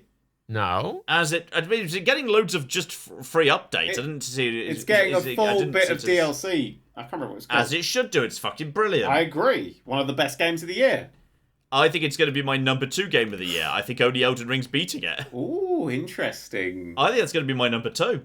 Yeah. I know what mine are because I've already recorded all the videos, but I'm not going to say anything. I'm still rearranging them and kind of changing my mind, but right now I'm thinking Vampire is going to be number 2. I mean, it's just unfortunate it came out in a year where Elden Ring came out. Yeah. Lol. I mean, Daniel, you stop ranking them. Daniel's just like, here's the game that won the award for being the best flibble flobble that flibbled your flobble. Yeah. It's very vague. Which and now for the chocolate teapot sitting in the Arctic Awards. You know, right, I was editing these and I was on the phone to a friend, and I kind of said to them, okay, can you guess what this award is for? And I listed one of the award names, and I swear to God, they spent 30 minutes trying to guess what the fuck it was for. And now time for Captain Herculaneum's dog sitting on an electric mango award for the game that... I mean, you say that, they are quite convoluted, some of them. I mean, most of them. Some of them are great. No, I like some of them. There's one of them that I only got the joke when I was uploading the video. Wait, what one? What one? The Dyslexic Mario Award. Yeah, best. Yeah, I only got it when I uploaded it. I edited the whole thing. Then I uploaded it and went, oh! And I laughed. John, Dyslexic Mario Award. What is it? Dyslexic Mario Award. It's the favourite title. No idea. Yeah, come on, have a guess. Presumably some anagram of Mario. I think you're overthinking it. The best smelling game because you misspelled aroma? I mean, close enough. It's the best browser game. That's a good. Also, I'm going to send you the best mod in the world right now. I like that joke a lot. This is. I've just put this. Just put a mod in our personal chat here. I think you'll agree that this is. It's just huge. It's in caps. Yeah. Oh my God. It doesn't add boobs to characters. It adds boobs to the environment, cities, towers, and landmarks. That's amazing. There's just giant boobs. Oh my God. I know. Matt. Excellent. Matt, we've got a thumbnail. I can't use that in a thumbnail. How can you not use that in a thumbnail? It's tits. That is the best mod I've ever seen. I mean, it's excellent. That's actually... but there's just some blurry eggs. Some blurry eggs on a mountain. Actually, one of them's blurry eggs on top of a tower, which definitely looks like a cock. Like when you do that, this mod adds huge boobs to buildings, rocks, waterfalls, etc. in key locations around Skyrim. Excellent. So now you can look at boobs while you're looking at the scenery. Never don't be looking at boobs again. I wanna say the other mods they've made a mod called Immersive Laundry. I love mods. They've made another one called The Erotic Adventures of Misty Sky, which is a fully voiced quest series featuring a sassy stripper companion. Is this a person you're aware of? Is that like a known porn star? I don't know. Then they have several mods that are just called Hot. Algonians, Dremora, Witches, Vampires, interesting NPCs, but Hot is spelled with 2 T's, which I don't understand. You know what? I'm going to be honest. I'm disappointed with Immersive Laundry because by the looks of it doesn't actually let you do laundry. It simply adds laundry to the world. You need to play Arcade Paradise if you want to do that. Oh, shit. I've just seen something that comes out today. Oh, shit. What? Oh, the Gigabash DLC. Oh my god, Giga Bash DLC. Oh, wait, Giga Bash was that, Giga Bash is that game that I loved. It's a really, was really, that the Godzilla really... thing we did on stream? Or... Yes. It's a really, really good monster fighter, like party game monster fighter where you just blow each other up with big monsters. The official Godzilla DLC! It adds Godzilla, it adds Gigan, it adds Destroyer, and it adds Mecha Godzilla! I guess we're playing that next time at yours. Yes, we fucking are. And add to basket. £9. Not terrible. Absolutely fucking worth it. That game is great. That game is astoundingly fun. Along with various Easter eggs to invoke your long-lost nostalgia. Oh, I love the original Godzillas. Oh my god, oh my god, oh my god. I've still got huge boobs on one screen. I'm going to leave it there and see what Rebecca thinks. I like it on the description every time they say huge boobs, it's in caps. You've got to be, brand consistent. Please, can we just call this stream Huge Boobs? This episode Huge Boobs, because that is the highlight. I feel like YouTube's not going to like that, and we're all going to get. You know what's frustrating? Right, Fair enough. We get age. Do you ever know how YouTube's getting nasty at age they fucking are. Shit. I got something age restricted just the other day. I've had to write. There's one of the award titles is called. I'm just going to say the award title. It's the Sex on the First Date Award, and I have had to say... Okay, John, Sex on the First Date Award. Best first impression? Like a game with the best tutorial? You think Sex on the First Date is a kind of tutorial? Well, it's early on in the relationship. It's literally the first... it's your first... If it's your first date, then you're new to meeting that person. Yes. But it goes really well and it's great fun. So therefore, it's really funny, engaging tutorial. Yes, so it is the best... Early access, correct. Well done. It should be the best point tutorial. is, in the title on YouTube, I've had to censor the word sex because they'll age gate it if you put the word sex in the title. 100%. They've got way more aggressive on age gating. Because you say fuck it, Daniel. But half the Patreons won't be able to view it. You can't view it if you're not logged in. It's not just like a fuck it. If it gets age-gated, I can't even see it, even if I am logged in. No, that's why I would agree with the fuck it, but it's incredibly aggressive how they do it. So I'm not even. It's frustrating. That's why. You've got to be careful about this shit these days. Unfortunately, I'm not. Cunt. No, you can say fucking cunt all you want. All that matters, the main thing that matters is what you put in the title. Honestly, that's most of it. Okay. And the here's what I want you to do. Call this one Huge Boobs, but the two O's are stars. I don't think we can. I wouldn't bet money on that getting through. If that gets through, that's what you have to call it. What if I call it? What if I just call? We don't know whether it's going to get through since it's already been uploaded. Can I call the video Huge Bob? No. Yes, Huge Bob. No, fuck Huge Bob. I'm up for Huge Bob. Huge knob. Yeah, we've talked about huge knobs. We've talked about huge boobs. No, I'll just do Huge Bob, and the thumbnail will just be like wide Bob Belcher's face in the background. Huge Bob. I love that. That's age appropriate, and people are going to go, what the fuck are they talking about? And now you're at the end of the episode, and you're listening, going, that's it? And you're like, yeah, that was it. That's it. That's why it's called Huge Bob. Also, the Callisto Protocol came out broken. Okay, good for that. Is that what you want to talk about? Is that why you kept bringing up the Callisto Protocol? Well, no, I just find it funny that they literally, they released it broken, and then the official communication was, oh, oopsie daisy, we released the wrong files. Amazing. Okay. Should have double checked that. Absolutely. Glenn Schofield actually said someone released, they didn't just say we, there was specific mention of somebody released the wrong files. Somebody. It's like, oh dear, that person ain't getting a Christmas bonus. All right, quick question. What was that fish game that Bosa did? I am bread. I'm fish. Was it I am fish? Because the reason that is age-gated. No, that got age-gated because the description had a really tame swear word in. I think it had arse in the description. I did a Fallout mission that was about, slavery in the Commonwealth the other day, slavery in the capital West the other day, and it had slavery in the title. I was like, no! Banned! That would need to get a manual approval to get that through. One of the history channels I quite like. There is a video about Hitler on it, which is a really good video about Hitler and his life and everything. Steady on, Kanye. It's a really fascinating video about his rise to power and everything, and the rise of fascism and how he was able to. Yeah. It's banned in the UK. You can't watch it in the UK. Yeah. You have to use a VPN. And there's the only ad I ever saw for a VPN. I went, no, actually, fair enough. I watched that one, and the thing was like, yeah, if you're in the UK, you can watch my video. And I'm like, yeah, fair. Completely fair. And it's just a fucking I am fish. Was it? Yeah, it was. Yeah. Fish need big... what was the fucking original description of that? Fish need big knockers. Fish need big boobs. Yeah! And I reworded it, and I got asked them to review it, and they still said no. And I did re-upload it without the word, and it wasn't age-gated, which is still listed that. Not age-gated one. I could put that up. I could put it public, but it's just a weird thing for a video. Like a year and a half on video just to appear.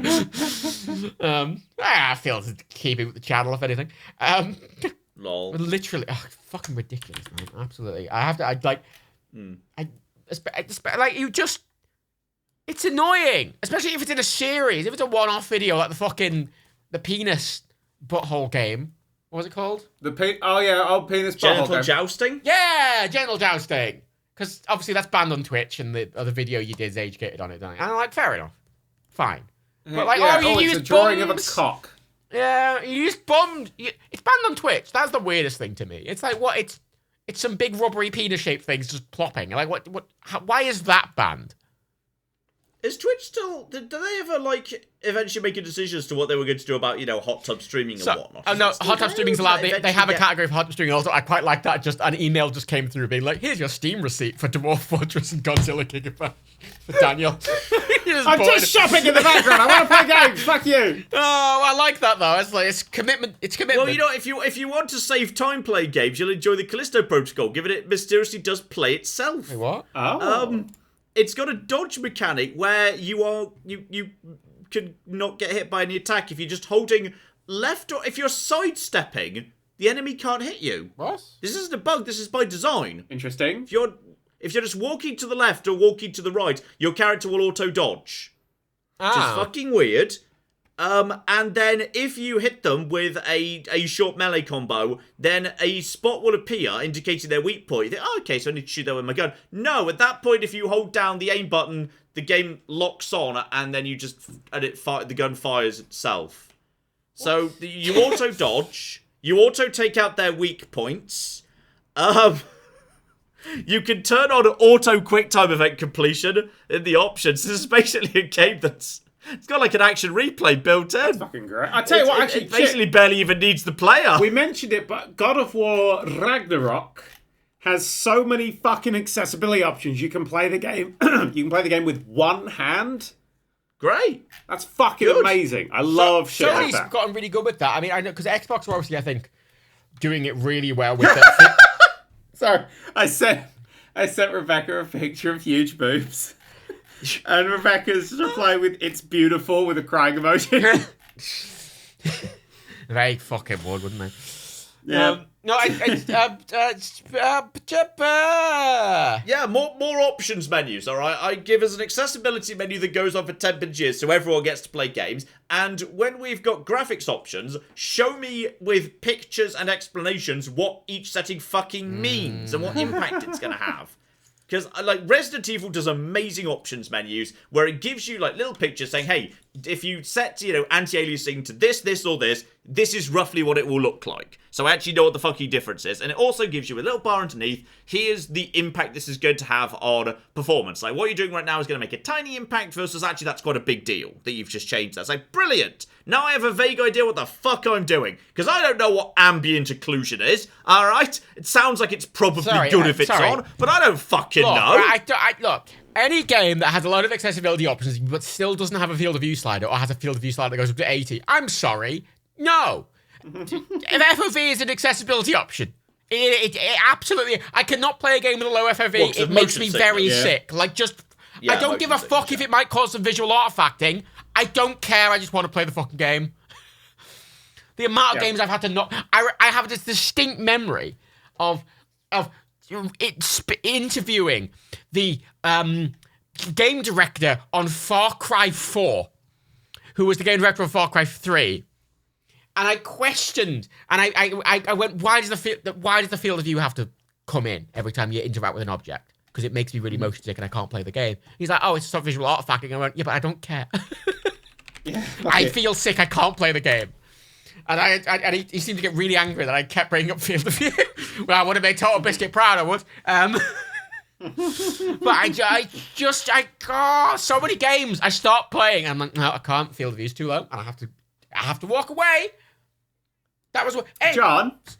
Yes. You know how if you look down a tunnel, it gets with no there's light outside and it's dark inside the tunnel. It gets darker as it goes down. Yeah. That's what ambient occlusion does. It just works out that it's darker when it should be darker. So what, if I turn ambient occlusion off, then the moment I step to the tunnel, I'd just be in pitch black? Yeah, it'd be more consistent lighting. It wouldn't have the softly good time approach. It includes ambient. It would be lights. like Pokemon Scarlet do, where you walk to the into a cave and it's like nighttime now outside. You think that's the biggest problem with Pokemon Scarlet Violet? Sometimes shadows just decide, fuck it, maybe a mountain's not there. I don't fucking know. I like when you're battling and there's just a shadow just freaking out of a Pokemon you can't see, and it happens way too fucking often. I enjoy when Pokemon just fall out of the world but just keep fighting it. It's fucking I got great attacked when by a Pokemon in a wall. Yeah. Yeah, 0 out of 10. Oh, that's just Wallion. That's just the new Eevee evolution, Wallion. He's fine. He's great. We fucking love Wallion. Yeah, fuck off. You just use the wall. You just use the Wallstone on Eevee. It becomes Wallion. Fucking Wally. I mean, admittedly, that does sound like a real Pokemon. As a fan of Klefki, I approve. Oh, fuck you. Fuck he's you. He's a My favourite trainer I've come across in Scarlet Violet was I came across an office worker who just had a clef key. It's basically just like, I've just come across a guy who's on his lunch break from his office job and he's just tossed his keys at me. That's the Pokemon battle. Set of keys, I choose you! Maybe we're just insane. That's every Pokemon game takes place where you're just actually insane. I wish it would commit to being insane. I wish it was silly. I want it to be sillier. I want it to be more silly, like Mario Odyssey. I want it to commit to the silliness. When you say it was silly, Sword and Shield had fucking football hooligans as one of your main opposition. Did you ever play Pokemon Uranium? No, because it doesn't exist. It's not real. No. Okay, well it does exist, and it's one of the best Pokemon games. So, John, I recommend to you to pick up a copy of Pokemon Uranium, available now on the internet. Nope, I'm too busy playing Scarlet and Violet, which is really good. It's going to be on my Game of the Year list. Yeah! It was mentioned in my Game of the Year list during the day where I talk about the worst games of the year. Oh my god, you got really sure angry. It was a fucking drama. Oh my god, he shouts, and I put fucking... Because the vibe I've chosen this year is apparently fucking like 80s thing, that the music sounds like a Cyberpunk's kind of... It's that kind of music, and it's quite... I was wondering if you were doing like a Far Cry Blood Dragon thing for some reason. It was very Far Cry Blood Dragon based on screenshots. Wow, look at all these screenshots of Pokemon Uranium, a game that's actually real and you can play right now. It's a fan game. Yeah. It's legitimately fucking great. Well, actually, I really think you'll enjoy it. I know it exists because I think you mentioned it in that script. I mentioned it in one of the days of the which I think is why I have it in my brain, but I didn't look it up because it feels very me that I will edit these videos and half the time not know what you're fucking talking about. The amount of people that come to me like, Matt, what does this mean? I'm like, I don't fucking know. He's like, you've edited it. I'm like, yeah, I don't fucking know. I just do it, man. Fuck it. Oh, good lord. Some of these character designs are awful. Oh. Dan, shame on you. Wow, welcome to modern Pokemon. Hey. No, seriously, the new Pokemon introduced by Scarlet and Violet are worlds ahead of this stuff. Oh, I love the fucking the Dog. What's his name? Fido. Fido. I like Fido. Does he evolve into Thoroughbred? That's all I want to know. Yes, he does. No, he evolves into some bread-based one. Right. I think it's a dashy pun, but I can't remember what it is now. I swear it evolves into some bread-based thing. It is. I think it's like Dax Bun or something. Dash Bun. Yeah. Yeah, Dash Bun, which is I less good than Thoroughbred. But I swear there is a Thoroughbred. Thoroughbred is a better name. I mean, Thoroughbred. I mean, I like the Dash Bun though. It is just a bread dog. Oh god, some of these designs are truly awful. You can tell that they were made by someone who is no. Yes, it's great though. No. They are I cannot deal with these sub-Digimon designs. This is fucking knockoff 8th generation Digimon level of design. Come on. Yeah, I mean, that's kind of what puts me off a lot of fan stuff, is because for all the will in the world, a lot of fan games are just not good at a lot of world design. It's a good game. The game plays well. I'm aware that it's going to have decision bad shit because it's being made by amateurs, etc., whatever. But it is legitimately a great fucking Pokemon game. Oh really my is. god! Sorry, there's a Pokemon I found in I'm just looking at the Pokedex. There's a Pokemon called Tandemouse, which is 2 mice, right? And it evolves into Mousehold, which is exactly the same, but there's also a tiny mouse in front of them. Yeah, they fuck. They fuck over the course of the game at random, and they just make more and Their more children. species Fucking is great. family Pokemon. Yeah, they just fuck and produce more mice as the game goes on at random. It's fucking that's incredible. actually very funny. Yeah, you say. See, that's why Sometimes keeping it simple is I the do like the best Pokemon option. for that. That's kind of the thing I like about them. Mousehold. Clorf is great. I've come to fucking love Clorf. Clorf? The new rock crab Pokemon. Oh, yeah. He's fucking... What was the one you just said, Clorf is- Daniel? Mousehold. Melts? What? Mousehold, the one that evolves from Tandemouse. Yeah, yeah. Yeah. I like Tandemouse as a name as well. I tried to I get them, and he's like, oh, do you want to custom name them? Like, you know what? The name they have is perfect already. Like, I don't... They're beautiful. It is just 4 mice, though. How the fuck does that work? There's just more mice.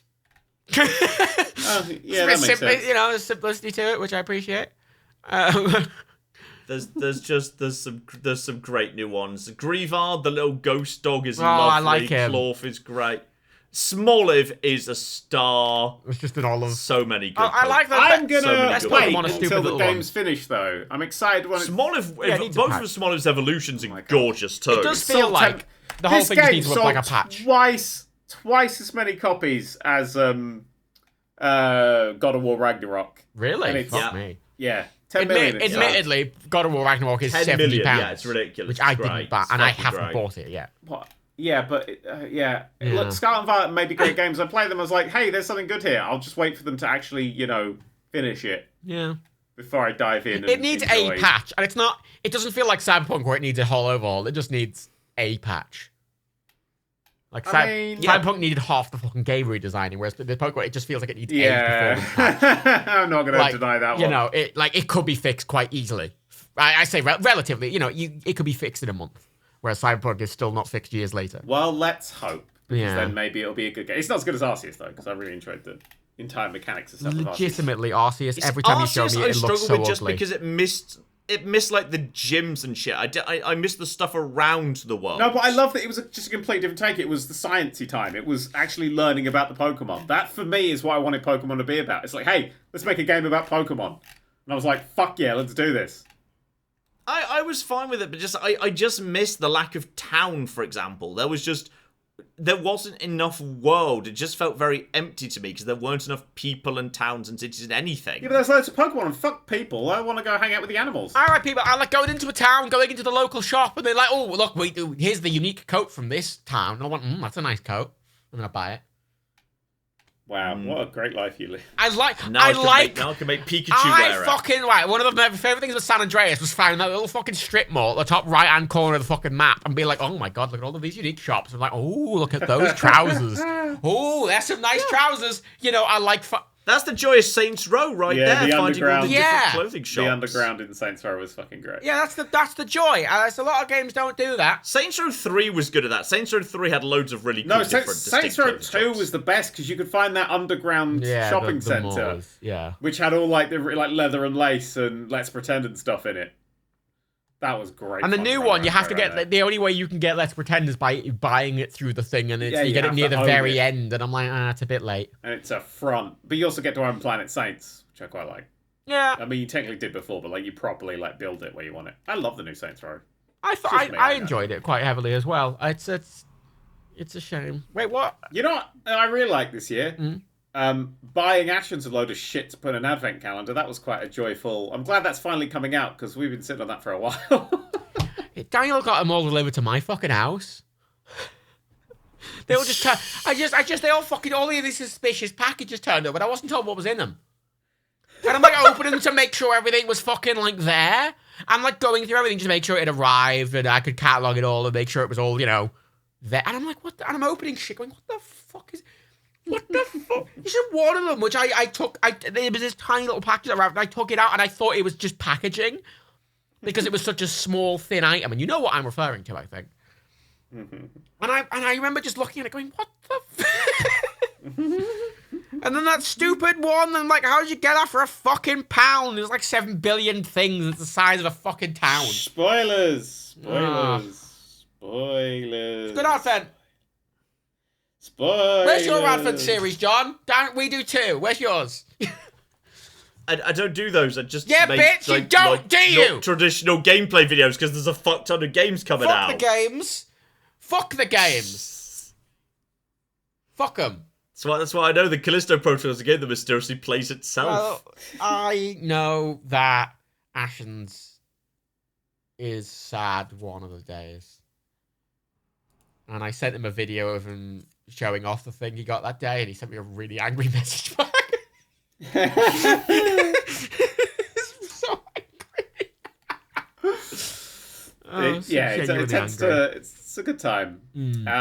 I would say one thing that made me angry about the cheese advent. Here's a scoop. The fuck is this going? I added a whole bunch of secret little grass masks things. Whenever I held up a cheese, I would secretly hide a grass mask, like in the green and the yellowy ones that matched in, and I'd be like, oh, and I'd flick it up so like it was like the masks were in the cheese. And I did it so subtly that Matt missed all of them in editing, and there's not a single one. No, I didn't. I put some of them in. Some of them you were like, oh, edit it in so it kind of flashes up briefly, and I did. Some of them. No, it flashes up, but like the ones where I've actually physically got a grass mask on the cheese, you have missed them all. It's so good. I'm like, okay, that was a little too subtle. I will say this year, a lot of that introduction is like, oh, we're going to do this specific thing. And you know what? It's not in fucking shot.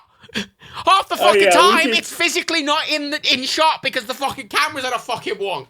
Because somehow, this year, Ashens, who has made 2 feature films, 2, and both of you who have worked in video for over a decade, gave me 3 badly framed, not straight, different footage, all of which were at a different frame rate. Lol. How the fuck? If anyone's listening to this and is wondering why some of the shots look a bit weird, it's because I had to make all of it go at 50, even though all three cameras were at a different fucking frame rate and different colour profiles as well, which is why the colour fucking changes, because apparently, how did he make 2 films? Riyadh directed them. Where was Riyadh? Why isn't Riyadh directing Advent? Riyadh's busy directing other things. Oh, get Riyadh in a new Advent. Fuck it. Get What's-His-Face to edit them as well, and then make it look like the film. Linton. Yeah, waste Linton's time and get him to edit Advent.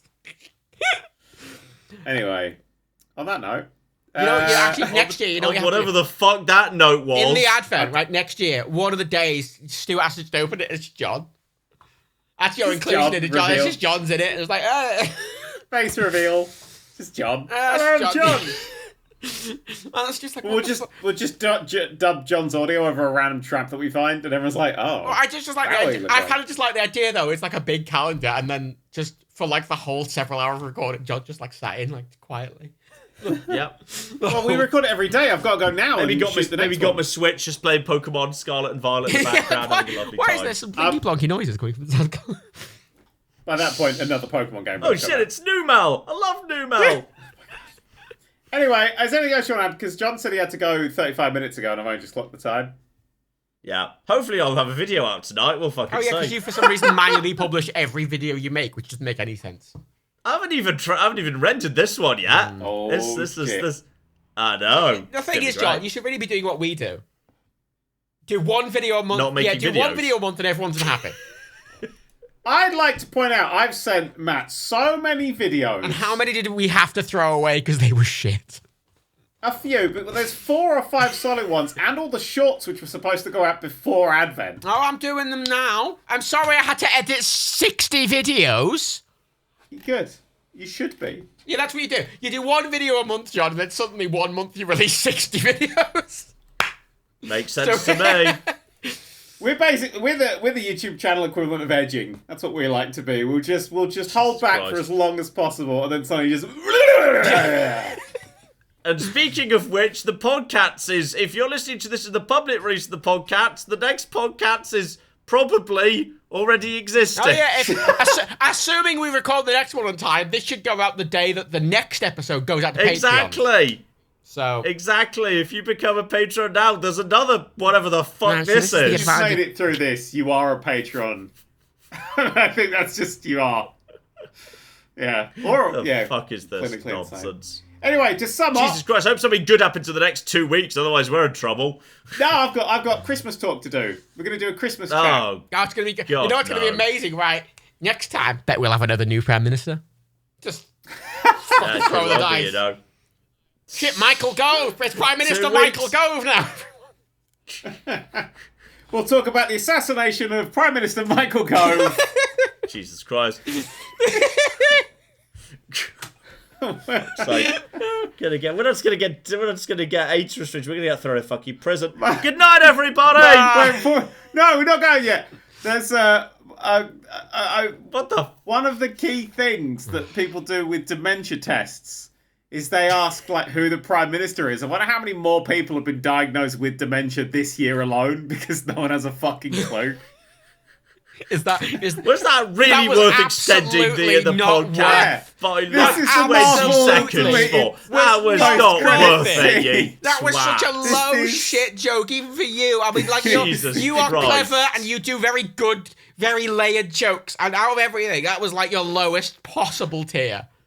We'll see whether Matt even chooses to leave that in. I hope Matt keeps saying because I like the argument afterwards. I love you two both. Bye, bye. Kisses, bye. Love you, bye.